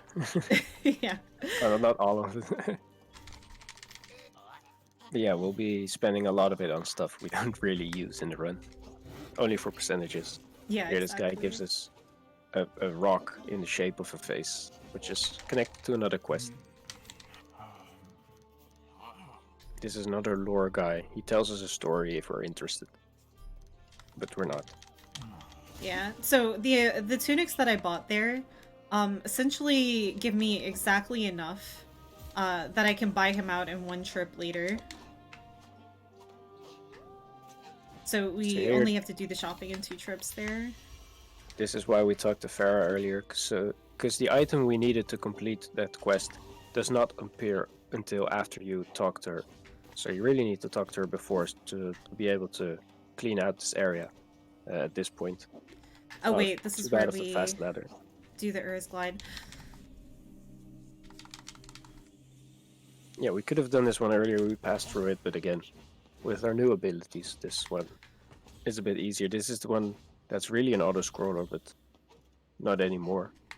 Yeah, you're intended to ride these platforms and then do actual platforming over the these big walls and stuff, but that sign can't stop me because I can't read. Imagine waiting in a speedrun. I know, right? So here we're already on the next level. Skip 2 of the moving platforms. And it really shows we can just skip most of those platforms. We do need to... Is that the one we do need to move? No, there's none that we have to No, move in there's this another level. one.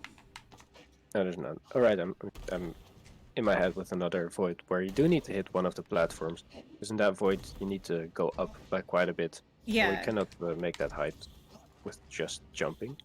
However, thankfully here, there's no spikes in this void, so almost everything is safe. Something we haven't talked about yet is the coyote frames. If you're not familiar with the term coyote frames, basically, you know how Wile E. Coyote like runs off a cliff and he doesn't start falling for a while?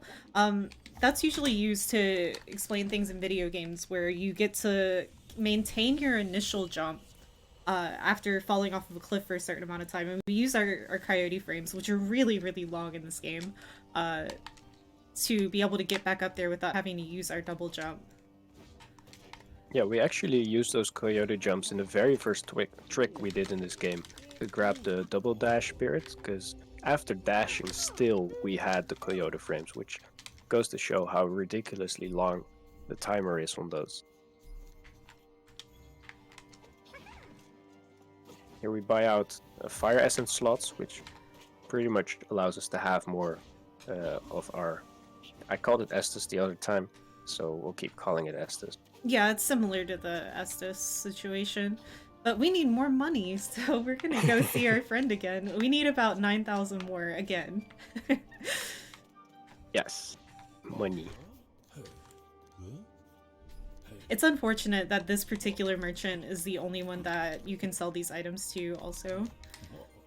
Yeah, there is another merchant that we can sell items to, however that's a very late game area, and until then we're really restricted to selling our ores to Mork to gain our monies with the ores we Camera, gather. please, camera. Did we talk about the percentages yet? No. Percentages, we call this 100%. Pretty sure we do. Yes. However, in the programming of this game, one of the developers placed a 0 in the wrong spot. So instead of 100%, we currently have 96.4%.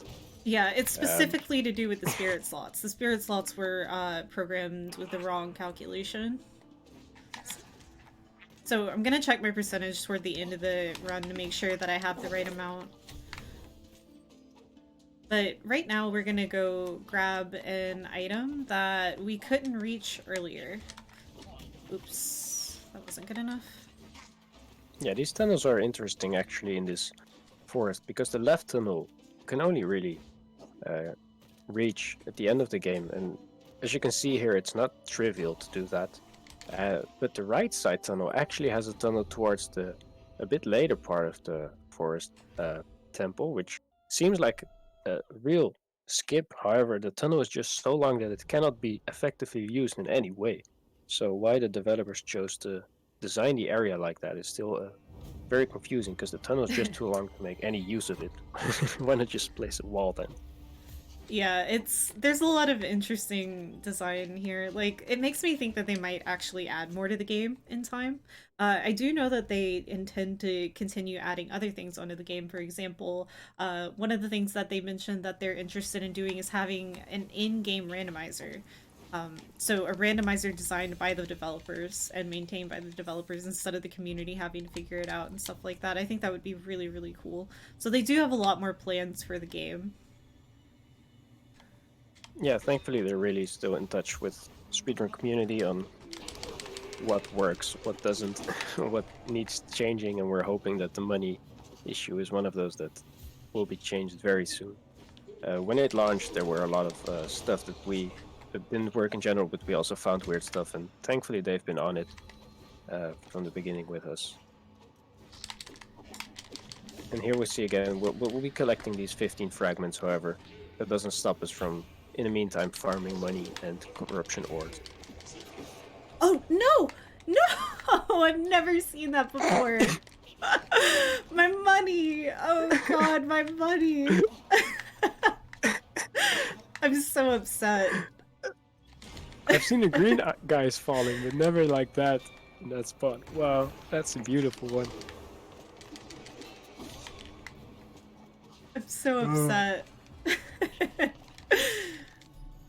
That's 5 to 6 corruption ore gone. For my time investment too.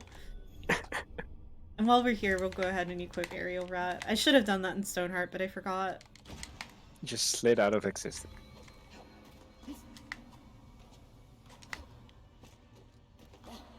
Oh, we got the fast ladder once earlier here. Also, there's another chest here that has a dead rat in it, and we're not gonna fall for that. I mean, there's no penalty in gravity other than the time you waste. I don't know what the point of the dead rat is, because as you could have seen with Mork, I think, when we bought out all of its spirits that he had, he sold us dead rats. And for a game that has issues with money, I don't understand why you can buy useless items infinitely many times. I wonder if the guy who buys like weird stuff buys them for more money or something. I'm pretty sure he does it. I think I would have written that down. Yeah, I feel like you probably would have noticed. Sada did a lot of testing with money whenever the game was really new, because he saw what I was dealing with while trying to route. Well, I want to run this as well. At the moment, Emray is the only one with the established time. However, I want to get on that board as well, but no other stuff has hindered me in really running this. But I'm glad I was able to commentate here. Yeah, there is another runner named Luckless. This time was a little bit too early for him, but I did ask him about commentating the 100% run because he is the only other 100% runner. It's just that he runs on Switch, so his times can't really compete with my times because we do time RTA, and obviously Switch has much worse loads than PC, so they're a separate leaderboard. Alright, and the in-game timer is still a bit broken. Yeah, we're actually going to be comparing against in-game time eventually. But currently, we don't have access to that. The developers are putting in an in-game timer that even measures to the second. Like, if you're familiar with Hat and Time speedruns, something like that is what they're working on. Again, these guys are really fast to farm, so we're gonna take every one of them.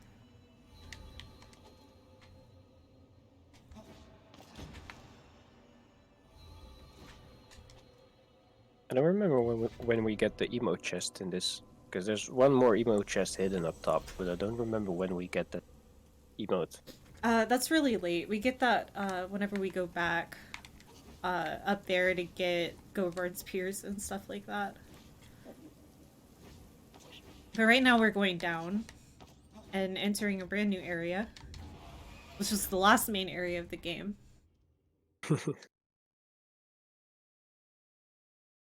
Yeah, this is a pretty cool area.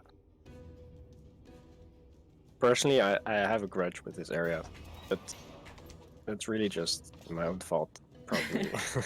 There's these centipedes that come up out of the ground and spit fire at you, and they're kind of horrible.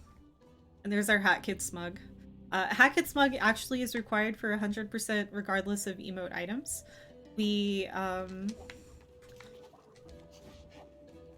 get a sword from this. The game keeps switching input detection because I am splitting. I'm using my actual timer. If you guys are wondering, I am currently almost 7 minutes ahead of my PB right now. So this could be a world record. But I'm saying I should not... with farming. I shouldn't have said that because now I'm gonna choke. I've already jinxed it. Don't make both of us jinx this. Yeah, this is a pretty decent run so far. I mean, I've definitely made my mistakes, but overall... Okay, I could not see where I was going there. Rude. Emray said in this area that there's these centipedes that fire fireballs at you. They're really janky. And there's still some, I think, undiscovered janky stuff you can do with them. Because if you fall into the lava and respawn, you can respawn on top of one of them. And if he happens to spawn at the same time, you fly up. That's the first time I've missed the input to skip that cutscene. This is Forian Saw. One of the other Saw voids. I think the final section of this void really is the real kick in the shins.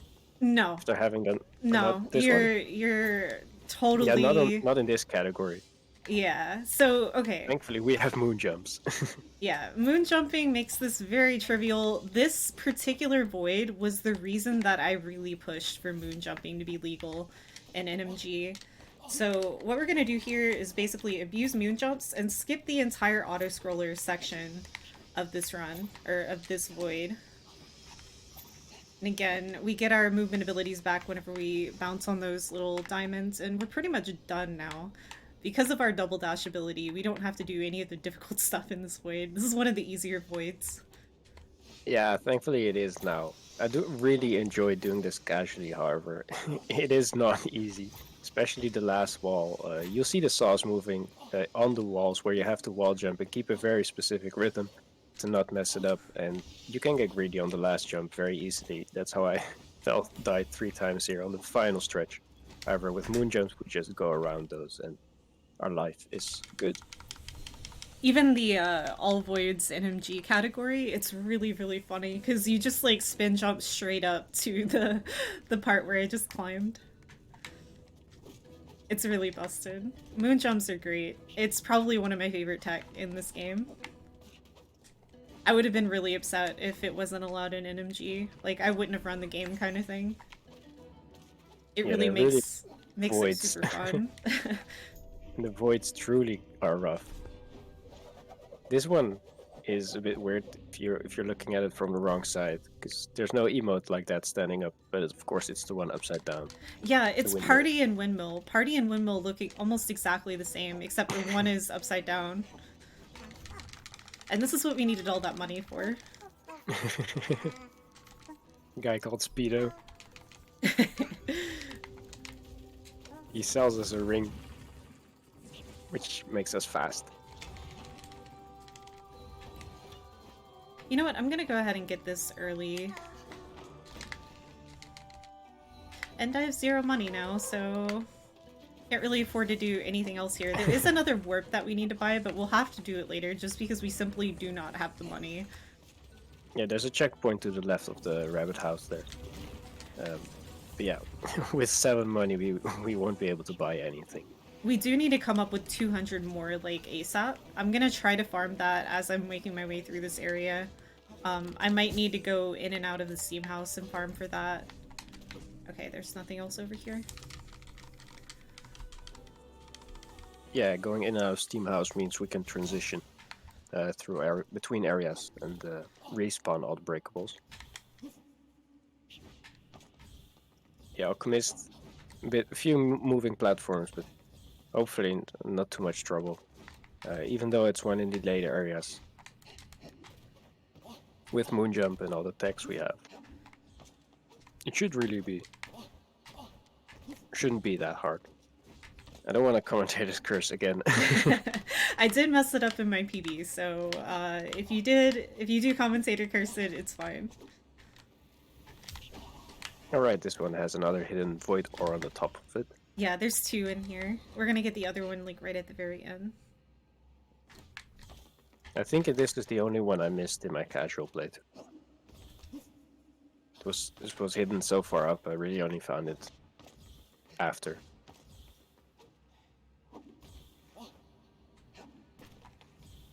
Alright, I'm gonna go ahead and moonjump up to wait out this cycle here. Yeah, the platforms are rotating, which isn't that much of a problem, but when they're slanted like that, You slide off and it gets really bad really fast. It's weird, yeah. That's what happened in my PB, and I lost like 40 seconds because you have to go all the way back from the beginning. There's no checkpoints in any of the voids, so you have to do all of them all back to back. Yeah, that's what makes these voids really tough. There's no checkpoint, and when you fall or when you even touch a spike, that's a hazard. You have to go all the way back. You don't have to grab the soul fragments anymore, however, it's still a long way to go back. Okay. I have no idea where I'm gonna come up with $200, not gonna lie. Yeah, this area doesn't have many pots. Party. It looks a lot like Windmill upside down. Like I'm said. This is the only one that's not far. This is also the only one that gives you a spirit. Which this Alright, one... this is the I think it increases your attack range. It's essentially long nail. Oh wait, there's a breakable here. Stop! Break the... Stop! You know what? I have to kill you apparently, because it won't let me break the box. We had. Oh no, he's still alive. He's fine. That's another musician you saw there to the side, but we can hit it for a funny sound, but we cannot do much else yet.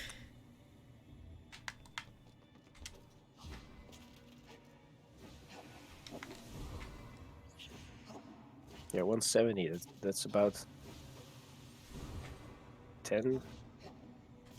Just thinking how many breakables that is. I probably will have to farm in Steam House. Yeah, it's a shame. Like we said, money's really tight. We ended up with 7 here. After buying the CB, we had the same situation earlier on, where we bought everything and we're left with less than 10. Yeah, so part of why I'm so far ahead right now is because my money management has been fantastic this run. And I've also had a lot of good luck with money drops. So overall, this is a pretty decent run. So farming a little bit there isn't going to be a huge deal. There's another centipede here. He almost It is. This is the entrance to the steam house. We will be transitioning through if we do need to farm those breakables. And this is where I would need to buy the thing right here. We're just gonna have to come back for it. Yeah, that's the emote. What emote is that again? Triceps. Triceps, alright. I got no drops from that. Rude. There's a breakable here. Alright, yeah, we're gonna have to do this. Yeah, hopefully only 2 breakables, but still. Too bad we have to transition. Maybe I can get it here? Nope, not quite. Very close, though. Yeah. One of the good things about the sprint ability is that it maintains your speed in the air whenever you jump. So that really helps us with like our aerial distance. We went past this void earlier. However, earlier we were also collecting those 30 or 15 fragments, and sadly those fragments they despawn if you enter another area or a void. So we had to wait and go around here a second time to be able to complete this one. In the New Game Plus, you don't do all this, of course. Here you have to jump between the lasers. It's a pretty cool level, but the getting damaged with all the movement ability we have, luckily it doesn't stagger us that much. So even getting hit, as we've already gotten hit a few times, doesn't influence much of the parkour platforming. That's the Parkour. I mean, it kind of do be parkour. Yeah, these rings, like I said, if you get dash into the ring, you still have another dash and 2 more jumps to make up for it. So that's Fury of Geraldo done. It's very galling the first time you see it, all the hazards that are moving about in the air, but thankfully it's so late into the game that you have enough movement ability. We're shy 1 breakable. I was kind of hoping they respawn from going in Fury for Aldo, but it doesn't. Because that would have saved me. That one block would have saved me from having to go through the load. 2 loading screens. There we go. Enough. Yeah, so we do need to continue farming, of course, because this is a Blue Fire 100% run. I don't know what you guys expected. So we need 1,000 after this point. So we need a little bit more anyway, so I don't mind farming. Farming is pretty normal when we're going through this area.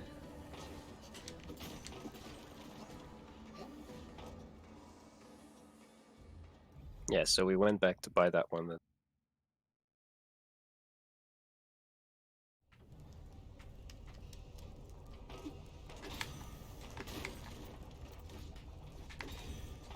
I'm gonna break every breakable that I can get my hands on. And, Oh, heck. Wait, what? Why didn't I grab the ladder? I was pressing the ladder button. Ladders, yeah. Do we want to talk about ladders? Ladders are broken. They're not very good at being ladders.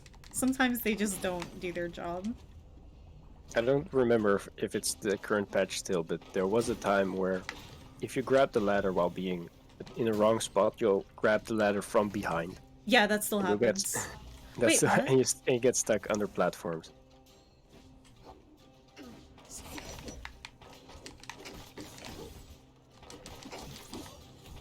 Alright, let me check my ore here too. This is about the point of the run where I start paying attention to that. We do still need like 100 more, so I will be killing every one of these enemies here. But I'm also going to do a skip here, where we utilize moon jumping and all of our movement abilities to get up to a switch that we normally have to do a little bit of platforming to get to. Yeah, this area is a lot of... it's a long auto-scroller. However, we should be able to do the skips as Emray mentioned. And these enemies, of course, are a bit tankier than the earlier ones, but they do give us a lot of corruption ore. Oh, corruption really? orbs.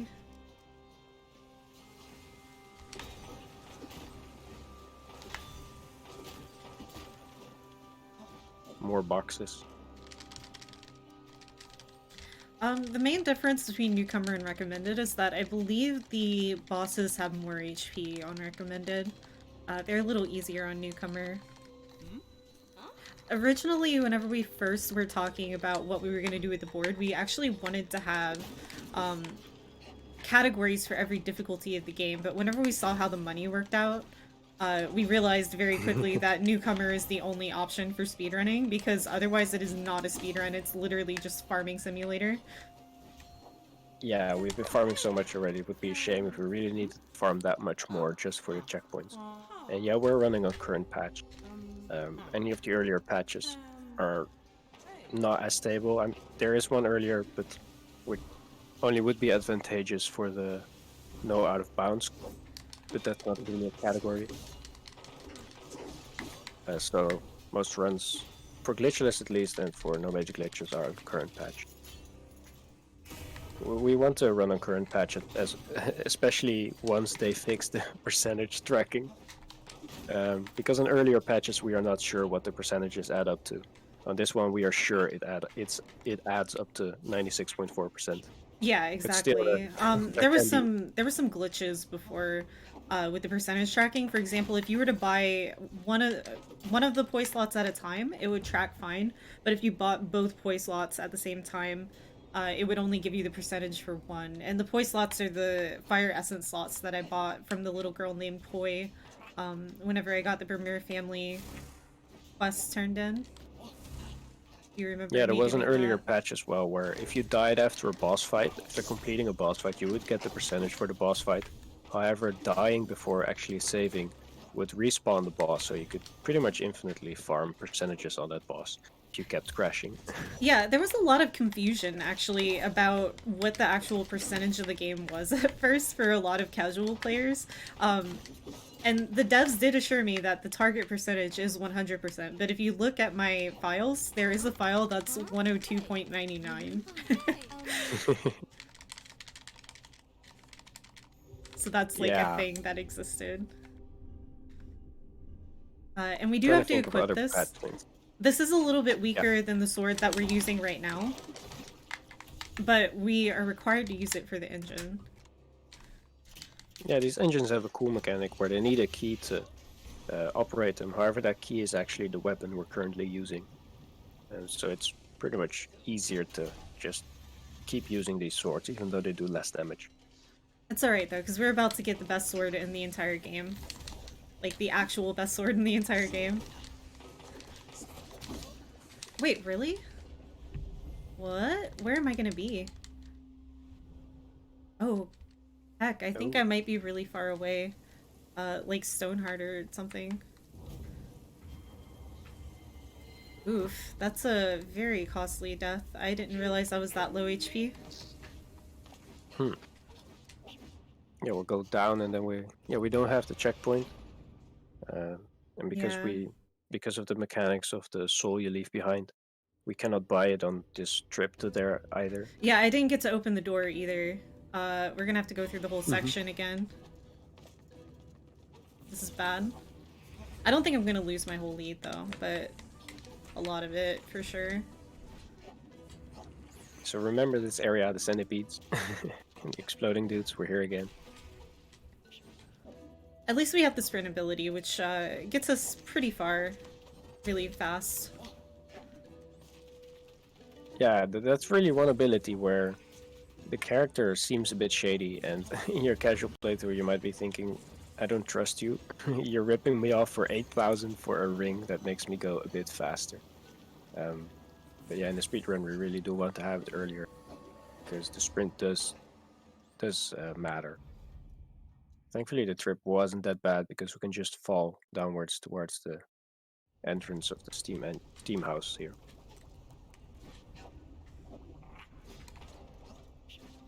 I didn't open that door either.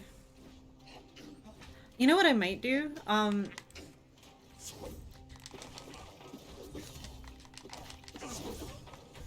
might just do engine 3 before the others. Yeah, because this area behind us, that's where the third engine is. Well, at least in the routing sense, because it doesn't make sense to go here earlier on because you really do need the swords to progress in this area. However, since we respawned, and we already have the swords, probably best from a routing point to already do that. Yeah, since we're here, I'll just go ahead and skip all of these splits. So you'll see my keyboard button come up again. I really don't like that about the game, to be totally honest. That it tells you, like, that you're switching inputs. It's like, yes, I know, I pressed the button, thank you. I remember that showing up a lot while alt-tabbing. Yeah. When taking notes. Yes, thank you, I know. And we keep on farming. You saw there maybe Emray kept hitting backwards because boxes, for some reason, boxes and breakables have a lingering hitbox after being broken. It's really quite annoying when you're trying to hit new boxes, but the old box keeps pulling you back.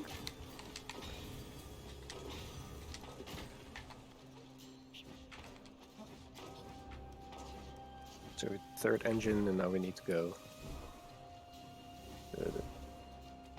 first again, or do we do second?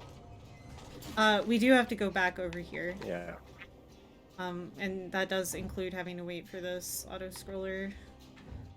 There's a strat that you can do to skip this whole auto-scroller, but I have no idea how to do it and I've never pulled it off, so I'm not gonna do it here.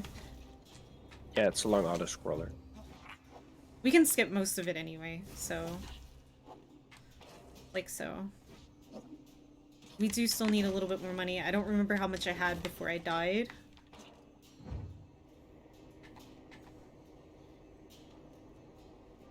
So I know we both play on controller, but there's a question on keyboard versus controller. I think any percent does it on keyboard, right? I have no idea, to be honest. No, Die doesn't do it on keyboard. Just trying to think. It really depends on how you want to try and control the 3D camera. Do you want to do it with a joystick, or do you want to do it with mouse? Yeah, there's I mean, I don't know if there's any, like, notable differences in the game between the two. I can't tell you because every person who plays this currently at a high level does so with controller. I don't even know if we have a keyboard player. I think Glint might be the only keyboard player, and he's currently not running the game. Because of, like, the game doesn't register your mouse inputs, and he likes to use mouse for attacking. So there's really no keyboard players at all. So there's the first instance we saw of the vessel we leave behind when we die. And we gain our monies back. Thankfully. Because otherwise it would have been a lot more to farm. Yeah, really unfortunate death. That's, several minutes because of the fact that I had to go all the way back around, but I was able to farm a little bit more, so I guess it's fine. Yeah, and this is the last engine. Last engine. Actually, behind this engine is a chest with a tunic, and this is the only tunic which actually is necessary for something else other than cosmetics.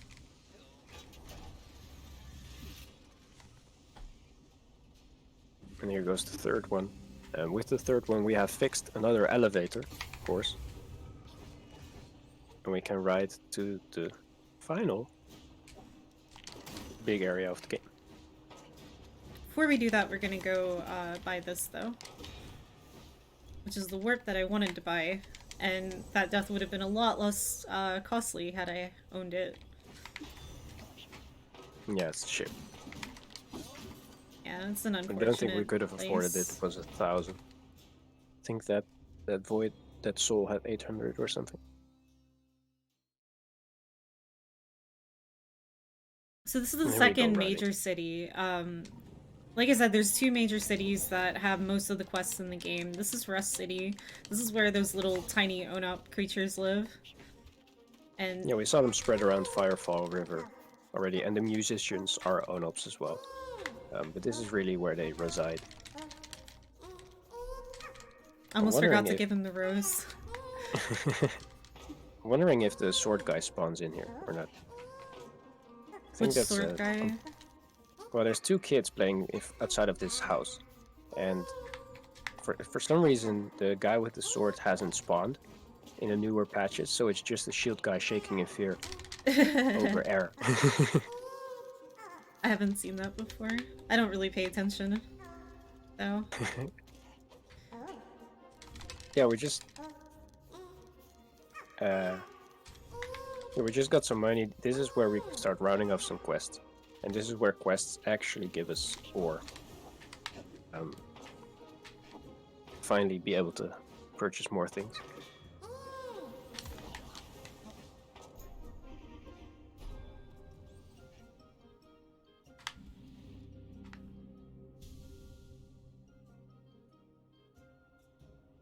Another emote spot.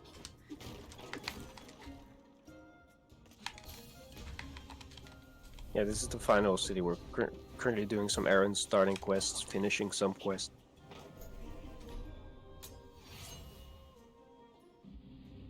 We've now seen every area already, so pretty much gathered all the quests. Bar from some. Do you remember the guy who sold us the wallet earlier? He mentioned that his cousin's easily robbed. That's his cousin. We just go in his safe and take all his money. Oh, he has a total of 5. Well, they're worth more. They're like 20 each or something. Oh, really? Yeah, his are worth more. Still a heck ton. Of course, you can just go into arcane tunnels and get that way faster. This is Poti. He speaks with a Z instead of an S. I wonder why the devs decided to give most characters a 4-letter name. I don't know. Even though Onrom doesn't have one. Onrom is the guy we were talking about who buys the rare items for a lot of money. For some reason he buys an apple for 2,000. Or 1,000 and a rotten apple for 1,500.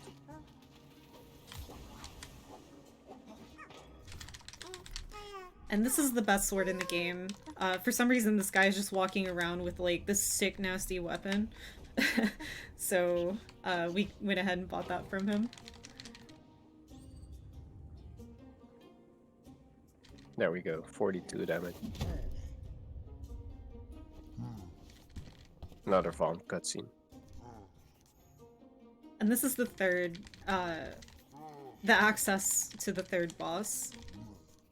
Because we've already encountered him in regards to Semiel, we've already encountered him in regards to the beer vessels, which we've completed pretty much most of both of their quests at this point.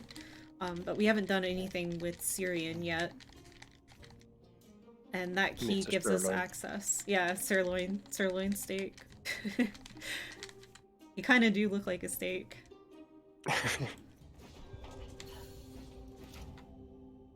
Yeah, Key of Ember. In the Steam house there was a door which I don't think we've really seen. Just because we've been zooming through the area and not really looking at it. But there was one spot between two gas pipes spitting up air. Could open a door there to the final boss. Not the final boss. One of the final 3 bosses that guards the main final boss. Another difference between recommended and newcomer is that she gives you 9,000 on recommended. I was very upset whenever I was routing and I realized that she did not give me the full amount that I thought she would give me on newcomer. Oh wait, Bunny. We don't do windmill. We already did that. This is one of the another one of the tunics which a lot of people really like. It's a bunny suit.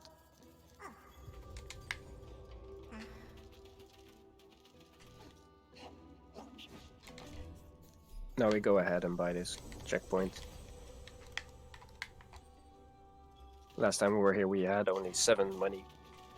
Yeah, there's just not enough money after buying Sprint. I really hope that they nerf the price of Sprint. Yeah, 8,000 for that ring seems like a lot. Especially since it's only useful in one category because it's required. Because it is considered a movement ability, so we do have to get it.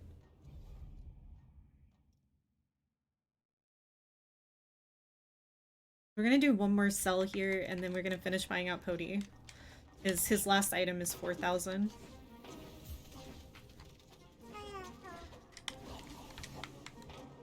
Yeah, and I think that's all the items we can buy here then.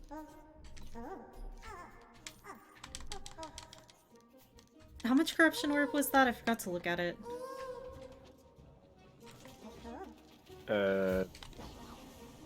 You mean how much we have total? Yeah, it showed it in that menu. Oh, too late for me. Unfortunate. Yeah, the stream already passed it as well. I have to have time loss for opening the menu. Alright, this is my least favorite void. I hate this. It's Duckling horrible. Sleep. So this The reason why this is horrible is...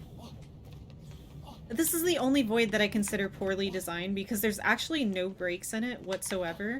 And things are not spaced well, so you have to use a lot of your wall stamina. It's not possible to 100% this void in one go. So I'm just gonna be trying to get as much as I can in this first trip, and then just keep trying to get as much as I can every trip. This truly is a rough void. As you can see, there's a cycle to them. And for 100%ing, like Emray said, we don't even know if for sure if you can 100% it in one go.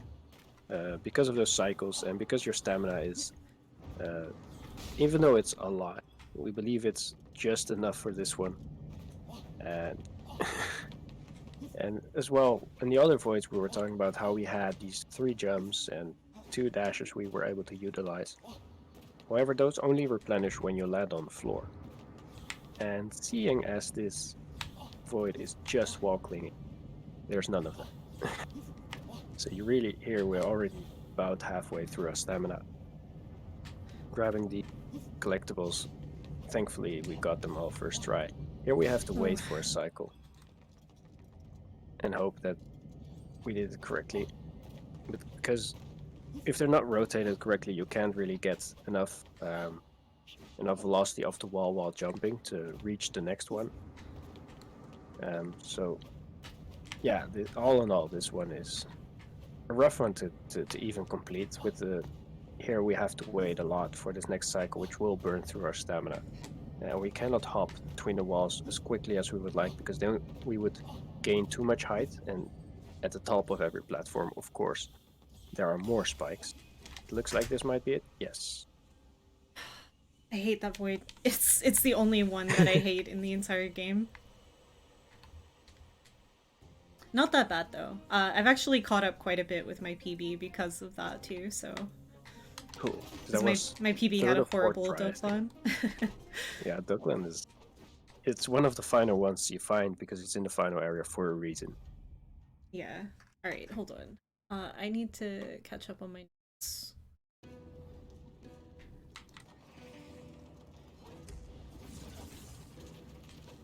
Yeah, so we've done Duckland, and now we're gonna head towards first 2 Onups. Yeah, we have a couple of quests. 2 different quests. We're first heading towards Cody. He got what was coming. Disregard the fact that that said push. I did not do that. He did it to himself. Yes. And this is a musician. So about Cody, who just happened to tumble into the lava. Well, Lucas in the chat, he said we had 340 corruption orbs. 340? Okay, great. Cody, who tumbled into the lava, he had stolen keys to the mansion we just walked past. And because for some reason the Onups have a law that if you own the keys to a house for 10 days, regardless of how you obtain those keys, the house is now yours. So Cody, knowing about that law, stole those keys and apparently already had them for a few days. And we got a quest to retrieve those. And yeah, while getting those keys, he fell over. Yeah, so now those keys are... He slipped. Nothing to see here. Move along. And then a person who gave us that quest will ask us if he doesn't want the house for himself anymore, so he asks us if we want to buy those keys from him. However, very cool for routing purposes. You can just tell him no, because that law also applies to us. If we just keep the keys and don't pay him for those, the house will be ours. Yeah, we actually try to target having less than 600 ore whenever we finally go to turn in that quest for that reason. So yeah, that so we you can don't spam. have to, yeah, we don't have to worry about menuing to know. You can just be like, oh, I'm poor. And he's like, oh, okay. Here we're going for the Kung Fu emote. I don't know why it's called Kung Fu. That was It's our just push-ups. last emote, too, that we bought just before buying the bunny suit and all that.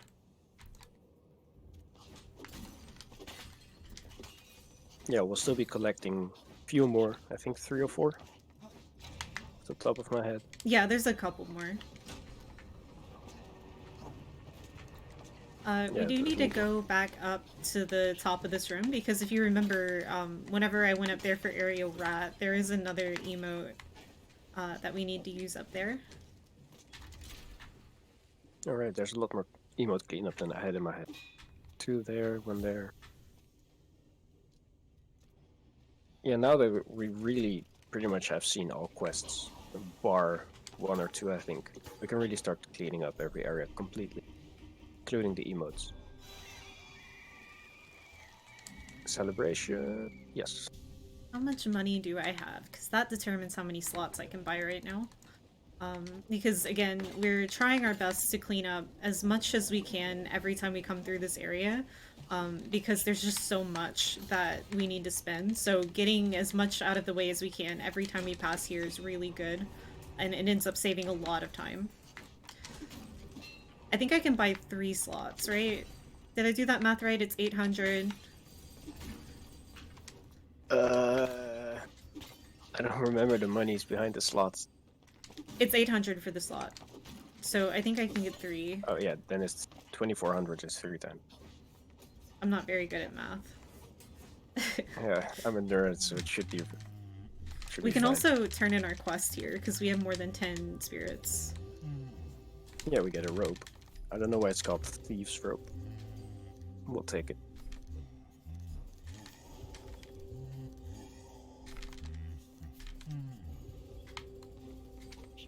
Oh, I should have done the warp. Actually, is it even faster if you have sprint? I have not timed that.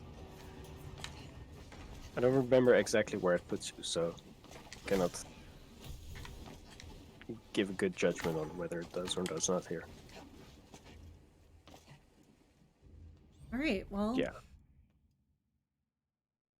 We're done with Arcane Tunnels. Now we just need to fight the boss of the area. Now we actually go ahead and fight a boss again. It's been a Finally. while, but this game does still have bosses. Yeah, this is still a Metroidvania. The last one was UTHAS, right? Yeah, it's been quite a long time. Normally you're intended to fight them a little bit closer together, but obviously we've spent the entire chunk of the run doing quests and stuff like that, because 100%. 80% is really cool. It basically just goes and, like, fights bosses, like, straight up. All back to back. There's a lot of movement with obviously doing the beer vessels and things like that. It's really cool. Mm-hmm. Yeah, the movement for the beer vessels is really cool, because you have to gather the 15, and if you don't have to worry about all the other collectibles, it really is really cool to see the route develop to collecting those 15 as fast as possible. This is Mr. Samael.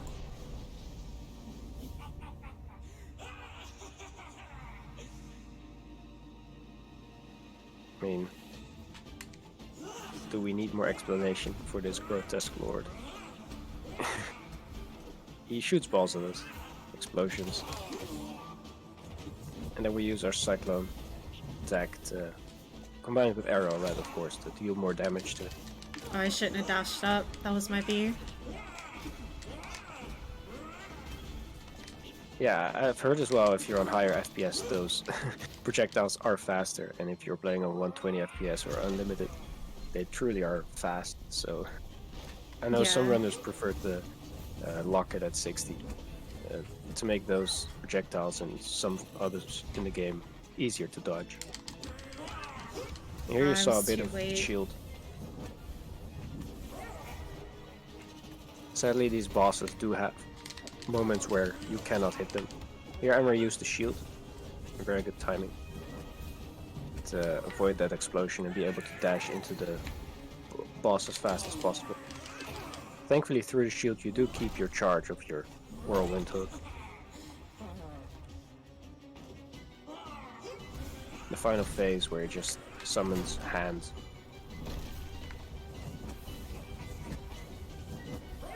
I don't know, I never found the hands that threatening myself. Spend most of the time airborne to kill it. And there we go. That's the first of the 3. Do we call them lords? I don't remember. Yeah, I think they're called Lords of Shadow in the game. And they speak in this language that we can't read. I actually have no idea what that was supposed to say. No, I don't remember. I do know someone spent the time, because every character is a different letter of the alphabet. Someone did decode them, but I don't remember what they said. Is it like comparable to English? Because this game is made by I think a Chilean studio. They're from South America. Yeah, it's directly English. If you just have to replace some with English. Interesting. Well, with the regular alphabet, and then it becomes a sentence in English. You don't have to do any translating. I just don't remember what it was. All right, so basically every time we defeat one of those, we end up put back at the temple where we first met Vaughn and got the little magic circle that allowed us to access these bosses. So we're basically going to use that to our advantage because we're very close to Stoneheart City. And again, these guys are really great for farming. Anytime we get the chance, we're going to try to get as much as we can from them. And like you saw, that was really fast. These fights are really fast, now that we have the best weapon in the game. But there's also a couple of things that we didn't do in the pipe area, because we were still pretty limited on mobility when we were there, and we also didn't have the techno emote. So we're going to go finally use the techno emote. Yeah, use the techno emote to get arguably one of the best ropes in the game. Do we have the same favorite? I don't know, I like the silly one. I really do. This one is my favorite. The one that you get for techno. The infinity robe. Where is it? Yeah, I've used this one the most, but I do really like the silly one. I'm gonna put that one on. I think I know which one you're talking about. Ah, heck, I missed fast ladder. I'm like 1 out of 6 fast ladders this run. Yeah, I don't remember what those inputs were. I do remember getting it first try and then struggling on it, like most speedruns. You have to press the interact button and the jump button on the same frame. So it is a really precise trick, so I'm not super upset whenever I don't get it. But it would be nice.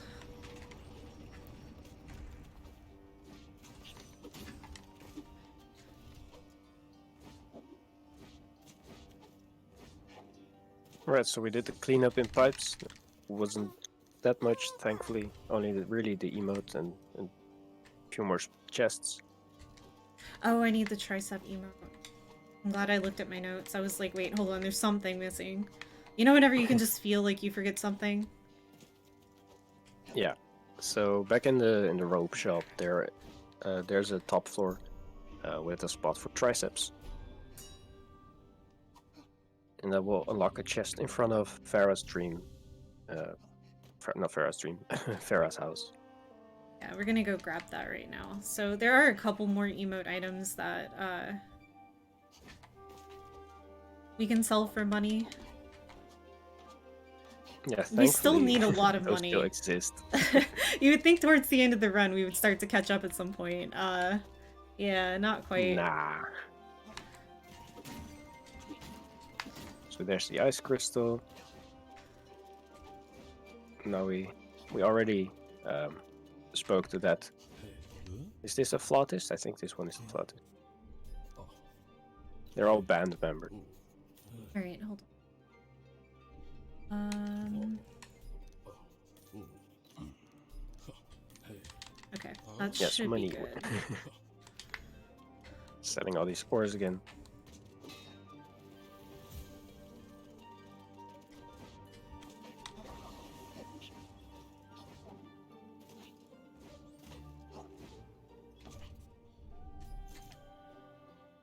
So I think that's it for this area finally. Should be, yeah.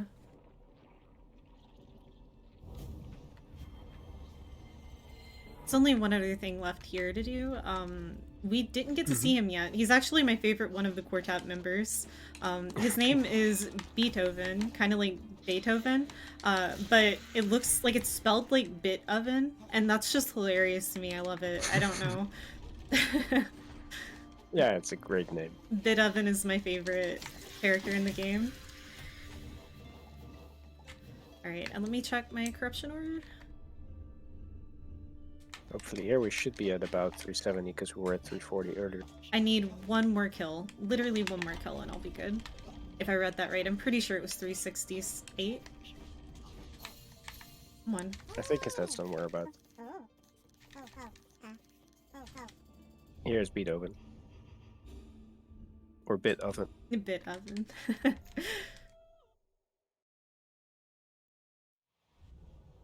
Oh. Didn't split.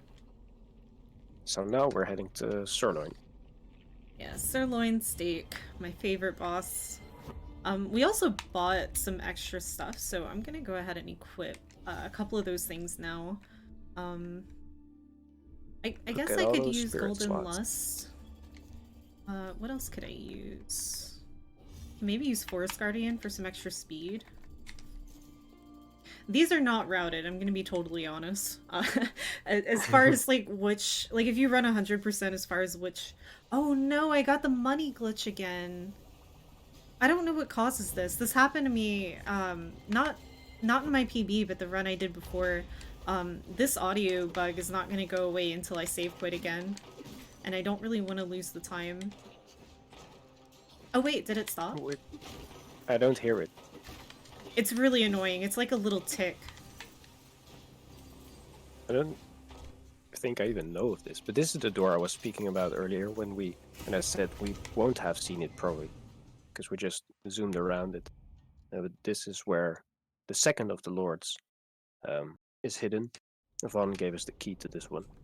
On that subject though, I'm gonna... Yeah, I only need 2 more, so I only need to kill 1 more enemy. I will go ahead and equip the tunic right now, because this is one of the tunics that causes a crash.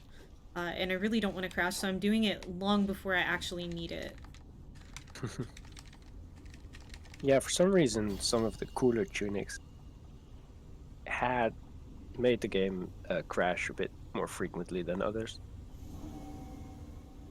And the Steam Worker, I don't think anyone ever really crashed on that one. So, seeing as we need it for a quest anyway, it's safe to switch to that one. Yeah, if I were to equip it right after this boss fight, for example, while in the temple, the game would crash whenever I would leave the temple. So I need to do it either before doing the boss fight or after leaving the temple.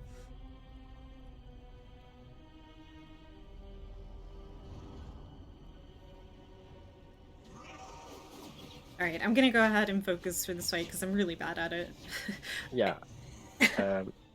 Like in the previous fight, there's a few phases to this boss fight. First he just throws things at you. And then in the later phases, a lot more will be happening. So, and we'll be concentrating for that a bit much here. See Cyclone Spin already doing a quarter of its health. And it gets mad at us. Here starts the throwing things. Thankfully in these earlier phases, it's not that much, they don't track as well. His HP also hard caps. Like, all of these bosses have hard caps on their HP, unlike the earlier bosses that we fought. So that's something that can be... some phases are locked behind damage. Done. I think only final boss really can be... or you can skip a phase off by doing a certain amount of damage, but otherwise the rest of the bosses have locks on them. Yeah, this saw blade gets a bit on your nerves. You have to pay attention to it. But thankfully, RRLAT really being the MVP here, allowing us to deal tons of damage. Yeah. Somehow he strengthens the bombs. More cutscenes, of course. If you just keep dashing, these balls will never hit you. So hopefully the next flurry will be enough damage to deal Very with. close. Ooh. Yeah, that's about one hit, I think. Yeah. I was a little bit slow. The cool thing is that as soon as he starts that attack, he's vulnerable again. So you don't have to wait out the slash attack again. Yeah, the other boss as well had a visible shield. This one's also a bit visible, of course, with the lights, but thankfully it's already targetable at that point. So that's Lord number 2 done.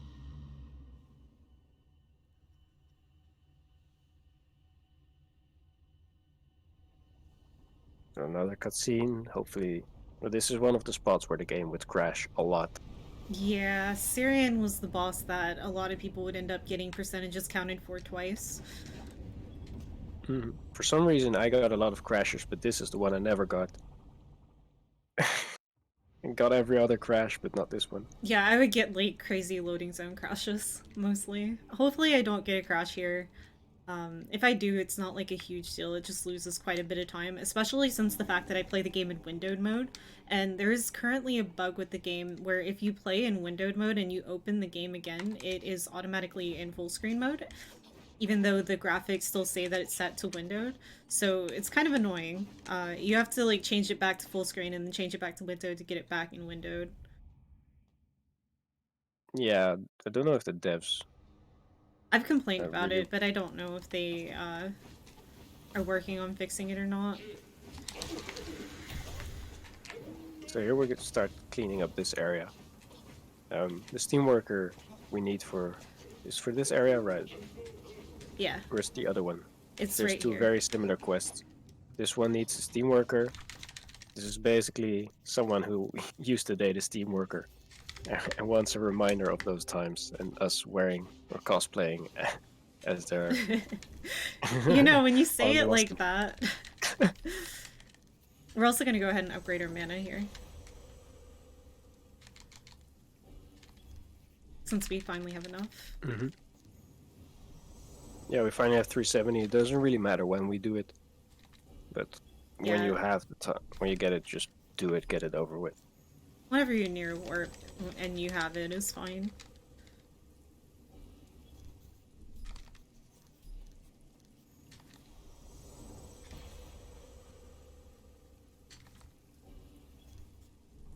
We have to do this 10 times.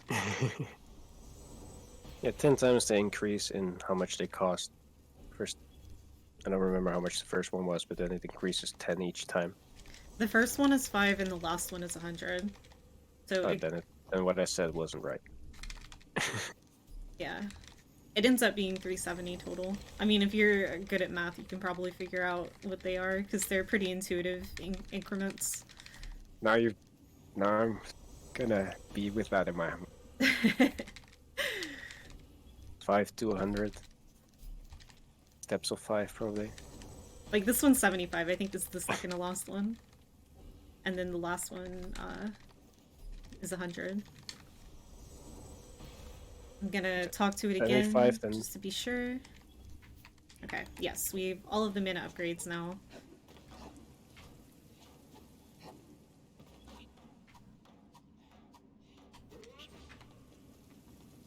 Yeah, I'll do that another time. Oh, I forgot to put on Farah's Grace. Okay, well, this Void kind of sucks. It's a 3-star, but it should not be a 3-star. This is the one that I think I'm probably the worst at. This is the one where you actually have to auto-scroller. Yeah. This... You can see from the spikes why this one is annoying. Thankfully we don't have to ride it all the way, but we can dash through little bits of it, but we still have a lot of spots where we have to wait for the platform.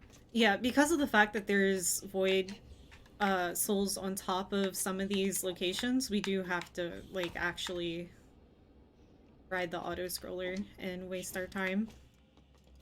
Yeah, thankfully we don't have to maneuver past all these spikes. And already dash to the middle platform, which is thankfully there for us. However, we still have to wait for the platform to actually pass through everything. Yeah, it's the final bit as well is one of the parts where everything starts getting a bit clutch because you have to dash through a tunnel of spikes. And here Emray is going a bit slower on purpose to not be ahead of this moving platform too much, because we will need it to go up here. There we go. Again, taking my time on these to try to stall the platform.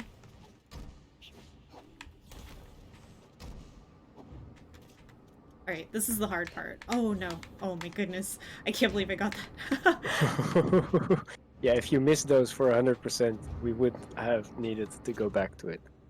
But thankfully, Ray got it. And here we need to start dashing through. Oh heck. I was a little bit low. Oh. Alright, well the good thing now is that we only have to wait on this platform over here. If I had remembered to equip Farah's Grace, we could skip this entire section entirely. Because we can get up to that... You see the one on top of the spike platform? You can get up there with both Possessed Book and triple jump with Farah's Grace is enough height to do it. Yeah, because Possessed Book gives us extra height on Cyclone, on the Cyclone slash. Yeah, Cyclone slash. Farah's Grace does the same. Whirlwind Hook is just a bit more of a mouthful. I don't know what they expected whenever they recruited a bunch of Hollow Knight runners to playtest their game. I mean, I think most people call the Fire Essence Ember as well. I think. I've heard a lot of people call the the healing item the Estus Flask. Alright. Why did I think Ember? I knew what you meant. Kinda, unhollowing. Dark Souls has been a while. I do love Dark Souls. In general, I tend to gravitate towards games that are pretty well known for their difficulty. I enjoy suffering. Seeing as we don't have to dash through the first one, and we kept using the top-down view to jump around it, because that's just a bit easier than timing it.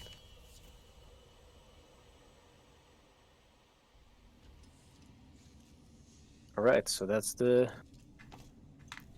There's 2 more voids after that. This is a lore marathon though, and this guy tells us basically the whole story, but we're gonna mash through it. But we actually need to listen to him tell this story for 100%, because if we listen to him, he gives us this item. Story. The forest. Otherwise, he just... His only purpose is to tell stories and sell ores, but I don't understand why would you buy ores from him? Yeah, they're actually more expensive than the what you get from ores, so it's kind of pointless. I don't know why he's selling ores. Pretty sure it's this one. Yeah, this is the tunic that I'm gonna equip. That's not actually part of the run normally, but you know, for the sake of the marathon. Yeah, this is a great tunic. I'm really still debating whether I like the Infinity Robe or this one the most. We have to do the skip one more time, but it's a little bit easier now because we have a lot more movement abilities and things. Yeah, last time we had to do this to get triple jump, now we have triple jump. Actually, you can hit these bells. I don't know if you knew this. Yeah, you can. I did know. I hit them first time, and then I was shocked that they actually produced sounds like that. Banana King. Yes, Banana King is the best emote. Or the best, outfit in the game. We get to be an actual banana. Yep. It wiggles a bit. It's great. And you'll see one of my favorite things about doing this as the banana suit later. There's a very serious, amazing cutscene, which goes really, really well with the banana. So yeah, thankfully with our highly upgraded character, most of these jumps, just one dash, one jump.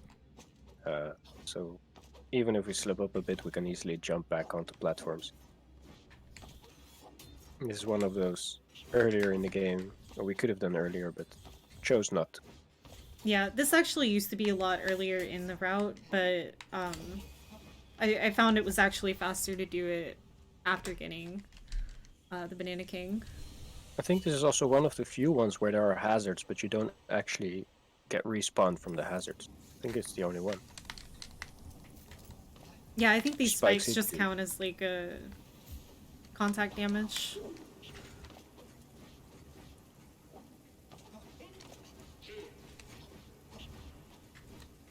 We're Yeah, gonna this go banana ahead. really. We're gonna finish Abandoned Path now, because there's a couple of things we couldn't do before. Levitate was an emote that we bought in Firekeep, much kind of like midway through the game. Mm-hmm. So we couldn't really, we couldn't afford it, and we couldn't get it earlier. So we need to use that levitation now, which is gonna give us another emote item. And we also need to talk to the. I think it's the harp player that's in this area. Yeah. And that's the final of the quartet.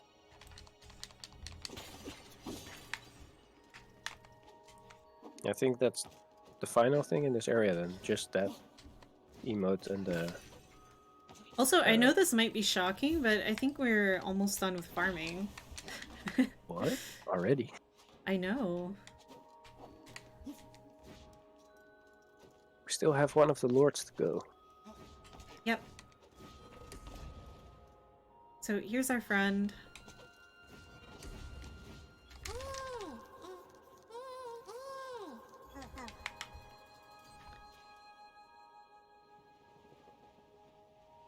This one's called Bach. I don't remember the other ones, but because we had one Beethoven, one Bach, and I don't remember the names of the other two. This is a really good item description. I don't know if you saw it. It's called Seagull Soup, and the description is just a bunch of question Oh, right, marks. the question marks, yes. I don't know if that's food you should be eating. No, we'll just sell it. Almost done with farming. Almost Can done. you imagine? Yeah, it's wild to think about. Now we will actually be doing our final void. As you can see, our hearts are almost 2 complete bars. As you can imagine, two bars is the max, so that's also the last void of the game. We also do get something very special for completing every void. So, I think it's really cool that the 100% run is the category that gets to end on that cutscene, or gets to end with that reward. There, that's the word. Took me a while. Gerardo's anger. This is the Fury one, similar to the Fury one. I don't remember the name of the other one, but yeah, there's some lasers. If you get hit by them, thankfully we have 2 dashes and 3 jumps. And getting hit by the diamond still refreshes, so that makes things a little easier on us. Yeah, I like these ones. There were a lot going on with the lasers, but they're very chill. Yeah, these are really good levels. Heck. Missed it. There's actually a really cool skip we can do here that I'm gonna do, just to show it off. I don't know if it's actually faster. Actually, it probably is, even though you have to, like, charge that spin. Yeah, that skip should give you some idea of how the New Game Plus categories deal with these voids. Yeah. Actually, the New Game Plus version of that that particular void literally goes from the start directly backwards and goes straight up to the end. It's really broken. Oh yeah, we can just about reach that wall. Yeah, the strat that I love this cutscene. The strat that I was the one that came up with the one where you go to the diamonds and then May went ahead and broke everything. So good.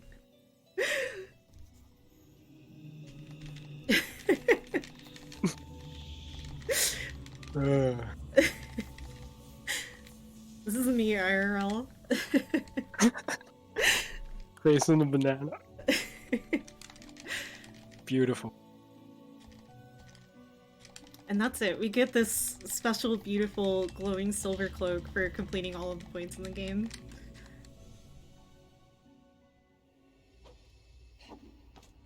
Yeah, special cloak. Next to needing the souls get slots, we also needed the robe as a percentage, of course. And here we remember that one person who used to have a relationship with a steamworker and forgot what the steamworker looked like, so we cosplayed. That weird stone we got from the elevator guy reminds this old soul enough Oh, of oops. their, I don't know, what do you say, late lover, to give you fire essence slots and increase our Estus flask capacity. We are now at max Estus, by the way, which is 10. It's just I only have 7 right now because it doesn't automatically refill it for you.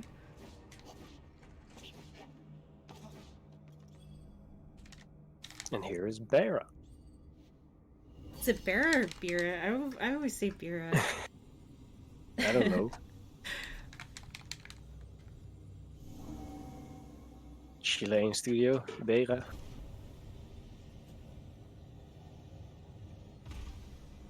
Who knows?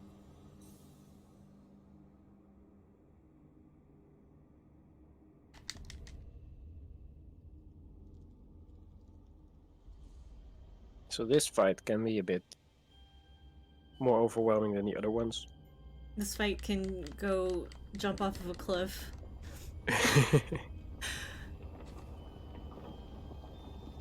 I'll let Sada go ahead and explain her phases and stuff, because I kind of do have to focus, because you have to do a lot of, like, timing to avoid her. She's a little bit more difficult than the others. This boss really... Well, she has the dash attack she will do through every phase. And then here she'll have a whirlwind attack, which you have to dash out of. Oh, I lost my charge. Heck. That really leaves not much opening after these attacks do damage. Afterwards, she'll, just like the other ones, she'll start manipulating the floor of the arena. And she'll even start throwing stuff at us, just like the other ones did. Here's this. I don't know what you call that attack. I call it a screw attack, but... What are we, Metroid?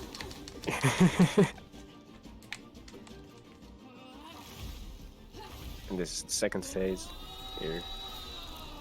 Here the floor starts becoming spikes. So we cannot stand on it, and she spawns a sword. The sword doesn't really do much other than change the rest of the arena into spikes. So it's another little timing thing, but thankfully the Barret doesn't do much during that, so you could just jump over it and attack when the shield goes down. And here, more projectiles. Heck. Getting hit loses the charge. Here she combines her attacks. Different circles of the arena become spikes. Sword comes back again. And hopefully, there we go.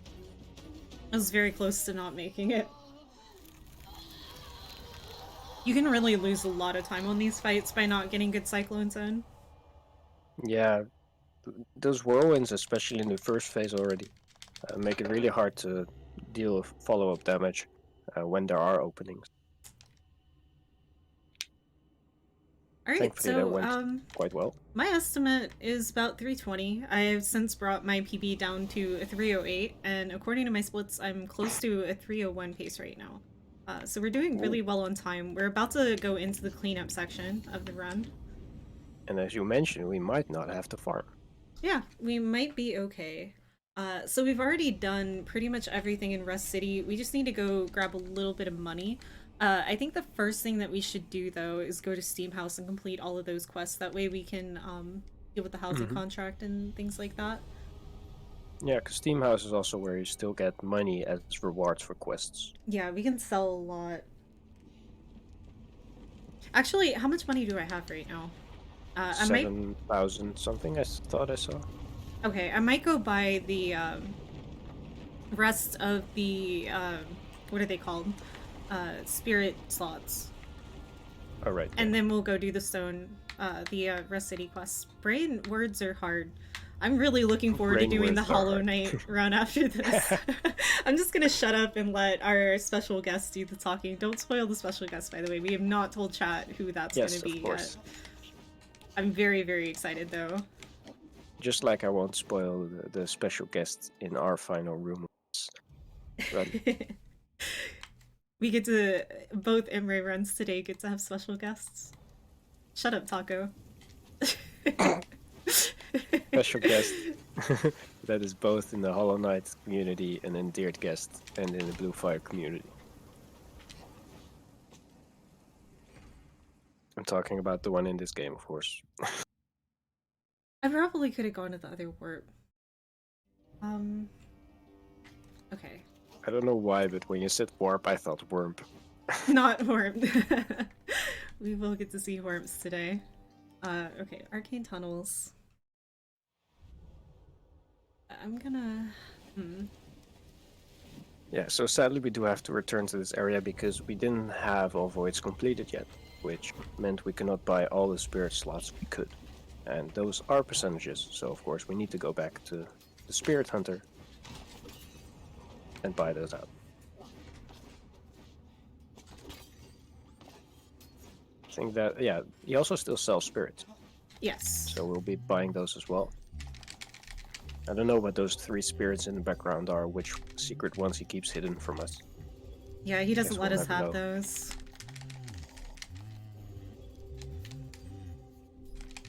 Just imagine what those could be.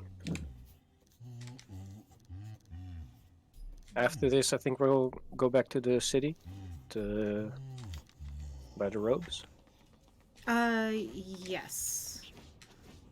I'm gonna first go to Morg to get enough money to buy all the robes. Heck. Missed the pot like 3 times and didn't even get anything out of it. That hurts. Where am I? And found the warp. Yeah. In the hazard. Top tier Blue Fire gameplay, by the way, guys.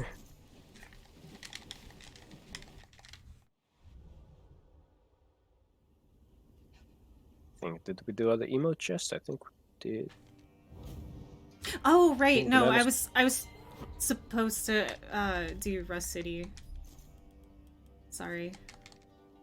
Alright, Steam House and Rust City. Yeah, that was the wrong place. Because I can use the emote items that we're gonna get. Because we've now used every emote item. I think Levitation is the last one. Yeah, Levitation. Oh, yeah, right, Levitation in Abandoned Path. So basically now we're gonna get all of the quests that we did earlier turned in. Probably didn't even feel like we did a lot of quests because it's just a bunch of running around. And the game is really fun to actually play, so it doesn't even feel like a chore to me personally. Hello, talk to me. Sure. I know he has a helmet, but you don't have to smack him in the head. He wasn't talking to me. Oh my goodness, I get stuck on the door. Just hit the musicians. They make funny sounds when you hit them. See, another reason we do the Rust City quest first is because that guy gives you some more. Alright, this is the guy from where we let Cody fall. We didn't let him fall, he fell himself. Yeah, he did this to himself. We did not push him. There's no evidence that we pushed him. And we had less than 600 money, so we could just spam the menu and not be afraid of accidentally buying it. And I still don't know if the description of rice, a simple rice meal, is a small pun at a nice meal. Just because of the wording.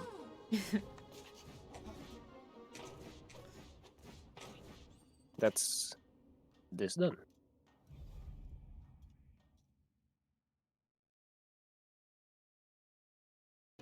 Yeah, we did. Former, we got the house contract.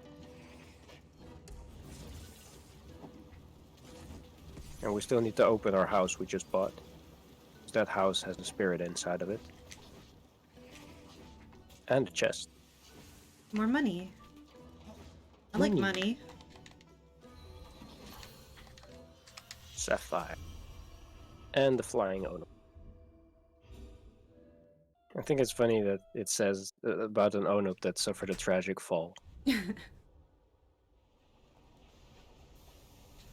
Fitting description. Alright, so now we go sell some stuff, and we're gonna finish buying out the rest of the tunics, which is gonna cost us 9,000. And then we still need like well over 10,000 to finish buying out. You see my dilemma? you see my dilemma with the money. And we might not even have enough ore to like cover all of it. Actually, can I get this here? Do I even need to sell to him first? Oh god, so close. Okay. Well. Yeah. I don't think there's much more breakables. Yeah. I couldn't have. What size is the wallet right now? 14? No. We don't get the final wallet, so it caps at 99,999. Alright. 999? 99999. Yeah, whatever the 9 number is. Suddenly becoming a German stream. Yeah. I speak almost no other languages. I know very light Japanese. 999. Reminds me of a movie. All the Dutch people will probably have seen that movie in class, in German class. Shout outs to those few people. Oh, the flute player isn't there anymore. That's too bad. No more music. Yeah, they go back to Rust City.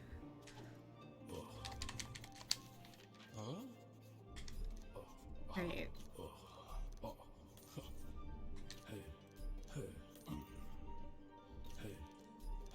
Yeah, so hopefully our very final trip. Pretty much surely. We might need one more. But we shouldn't have to farm, though. I think we do have enough to cover the rest of the money in the game. Alright, we do, because we cap at 99999. Yeah, that's the only reason. Like, honestly, it probably wouldn't even be that bad doing the end routing of this if you didn't have to, like, go back and forth because of the wallet limit.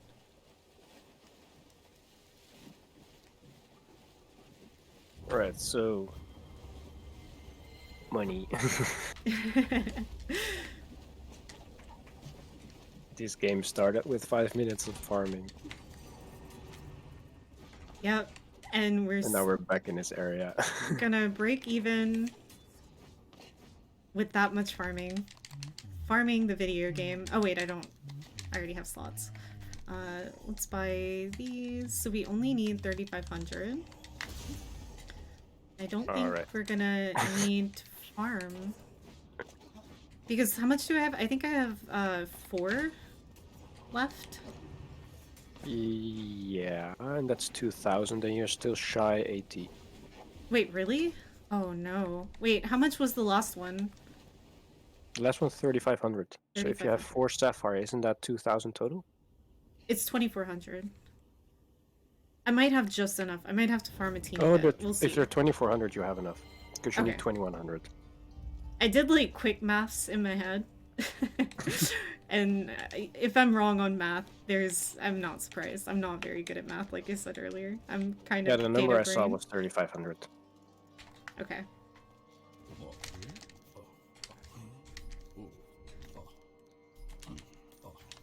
Okay, we're good.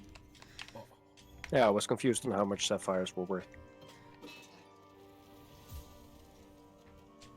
Okay, So, we're gonna go ahead and equip our goddess charms here, too. Oh, spoilers. Wait, didn't they say that earlier? Or... Yeah, maybe. I don't remember if we mentioned it in some cutscene. The name of the final boss. Oh. What do they call her, then, if not goddess? I don't know. Either way, we're... Oh, no, wait. Yeah. We're doing really It's a well. speedrun. Not needing cleanup is great. Or not needing farming and cleanup is great. Still hating everything. Yeah, just for good measure, to remind us of the good times whenever we were farming. Genuinely, I think you have enough now because of the death Steam House. Probably, actually. Yay. That's a cool hazard warp. Alright, what do we want? I want the platform off ledges. I want the extra healing. Actually, Angry Ambusher is pretty good. Alright, there. So yeah, movement spirits now are a bit less important because we're heading towards the final fight. Thank you for saying that. I was supposed to take off Possessed Book because she's really hard to hit with Possessed Book. Okay, hold on. What do I switch for Possessed Book? Also, I'm gonna check my percentage after I do that. So yeah, final fight. Make sure we have the ones we want. Yeah. Do most damage, more range. Possessed Book gives us extra height on the spin, which makes it harder to hit all the hits because her hitboxes, or she is a bit smaller than the other bosses we fought. Yeah. So I'll also, as Sana mentioned, the percentage is broken. So whenever I checked my percentage, it said 90.4. Goddess is 6%. So we're actually going to end at 96.4, but that actually is 100%. They're going to fix that. That's something that they actually do know about. Like we said, instead of 0.5%, stuff gave us 0.05%. So instead of in total 4% for those items, we got 0.4. But before that, we have a very special little thing to show off. This is going to be in the world record if I don't die. So... Yeah, the devs added this in one of the latest patches. A hidden duck you have to find. The community had to find, and only one dev knew of it. The rest of the devs didn't either. And someone found that duck sitting in the corner there. Yeah, I think they won like a copy of the game and a shirt or something. I don't remember, but yeah, at least a t-shirt. That's the secret hidden duck that's just kind of in the game. I guess canonically, it's the goddess's pet. Probably. So yeah, the final fight. This is a bit rough. Yeah. Alright, she also speaks in another language in her fight. Got that. Yeah, this fight is rough. There's 4 phases. I know there is some damage rotation where you can do it in only 3, but that's very specific. So yeah, we'll just make sure we dodge all the attacks and return in to counter her. First 2 phases we'll be fighting this form. So she screams a lot. Same. And here, instead of throwing projectiles, there's now explosions with good RNG. Waves. Only 3 waves. The number of waves is the RNG part there. You want to avoid that shield. You can also block it with your own shield, however, that kind of breaks how Queen takes damage. This is insane RNG. There you could have... we had some extra Cleodos frames there. You saw some yellow platform beneath our feet. That's actually from a spirit we obtained. I think it was that final one we got in our house from Cody. Oh, that was clutch. Yeah, these projectiles from the Queen are very fast, especially on the higher FPS as I mentioned earlier. And here goes the beams attack. Here we go, we're already 2/3 into her health bar. That's pretty good going into the final 2 phases. That minimizes the 4th phase, and the fourth phase really is the hard one. You'll see why in a second. Here, she makes copies of herself. That's already one of the things targeting where the real one is. But you can distinguish it from her laugh. I think it's what we use. And here she locks her HP into the final phase, which has these extra beams. So, wow, there's very few beams spawned in. I don't know if that's supposed to happen. I think now it seems to look more like the fight I'm used to. But it's really hard to charge any Cyclone Slash in this arena she's because like any one hit hit away. stops. Any hit stops your charge. And that's time. There we go, time. 30403 on my splits. Nice. That's world record. Yeah, world record featuring Duck and Banana Suit. Really exciting. And a huge death in the Steam house. But yeah, thanks for having me in this event, and thanks for commentating, Sada. You did good. Yeah, of course. Glad to be here. Wish I could speedrun this myself, but I couldn't, so I'll be here to commentate. Yeah, instead. It's a really good game. If you are interested in playing it.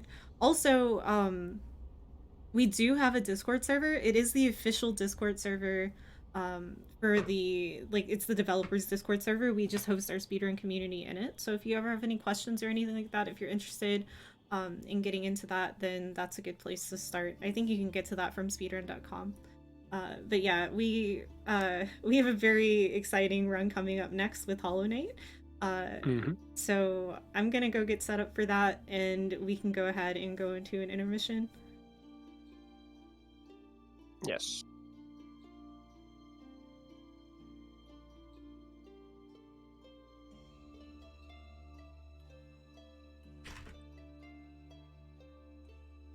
We're off. Okay, good. Right, I was gonna ask Zell to tell me when we were off. Okay. I'm gonna let you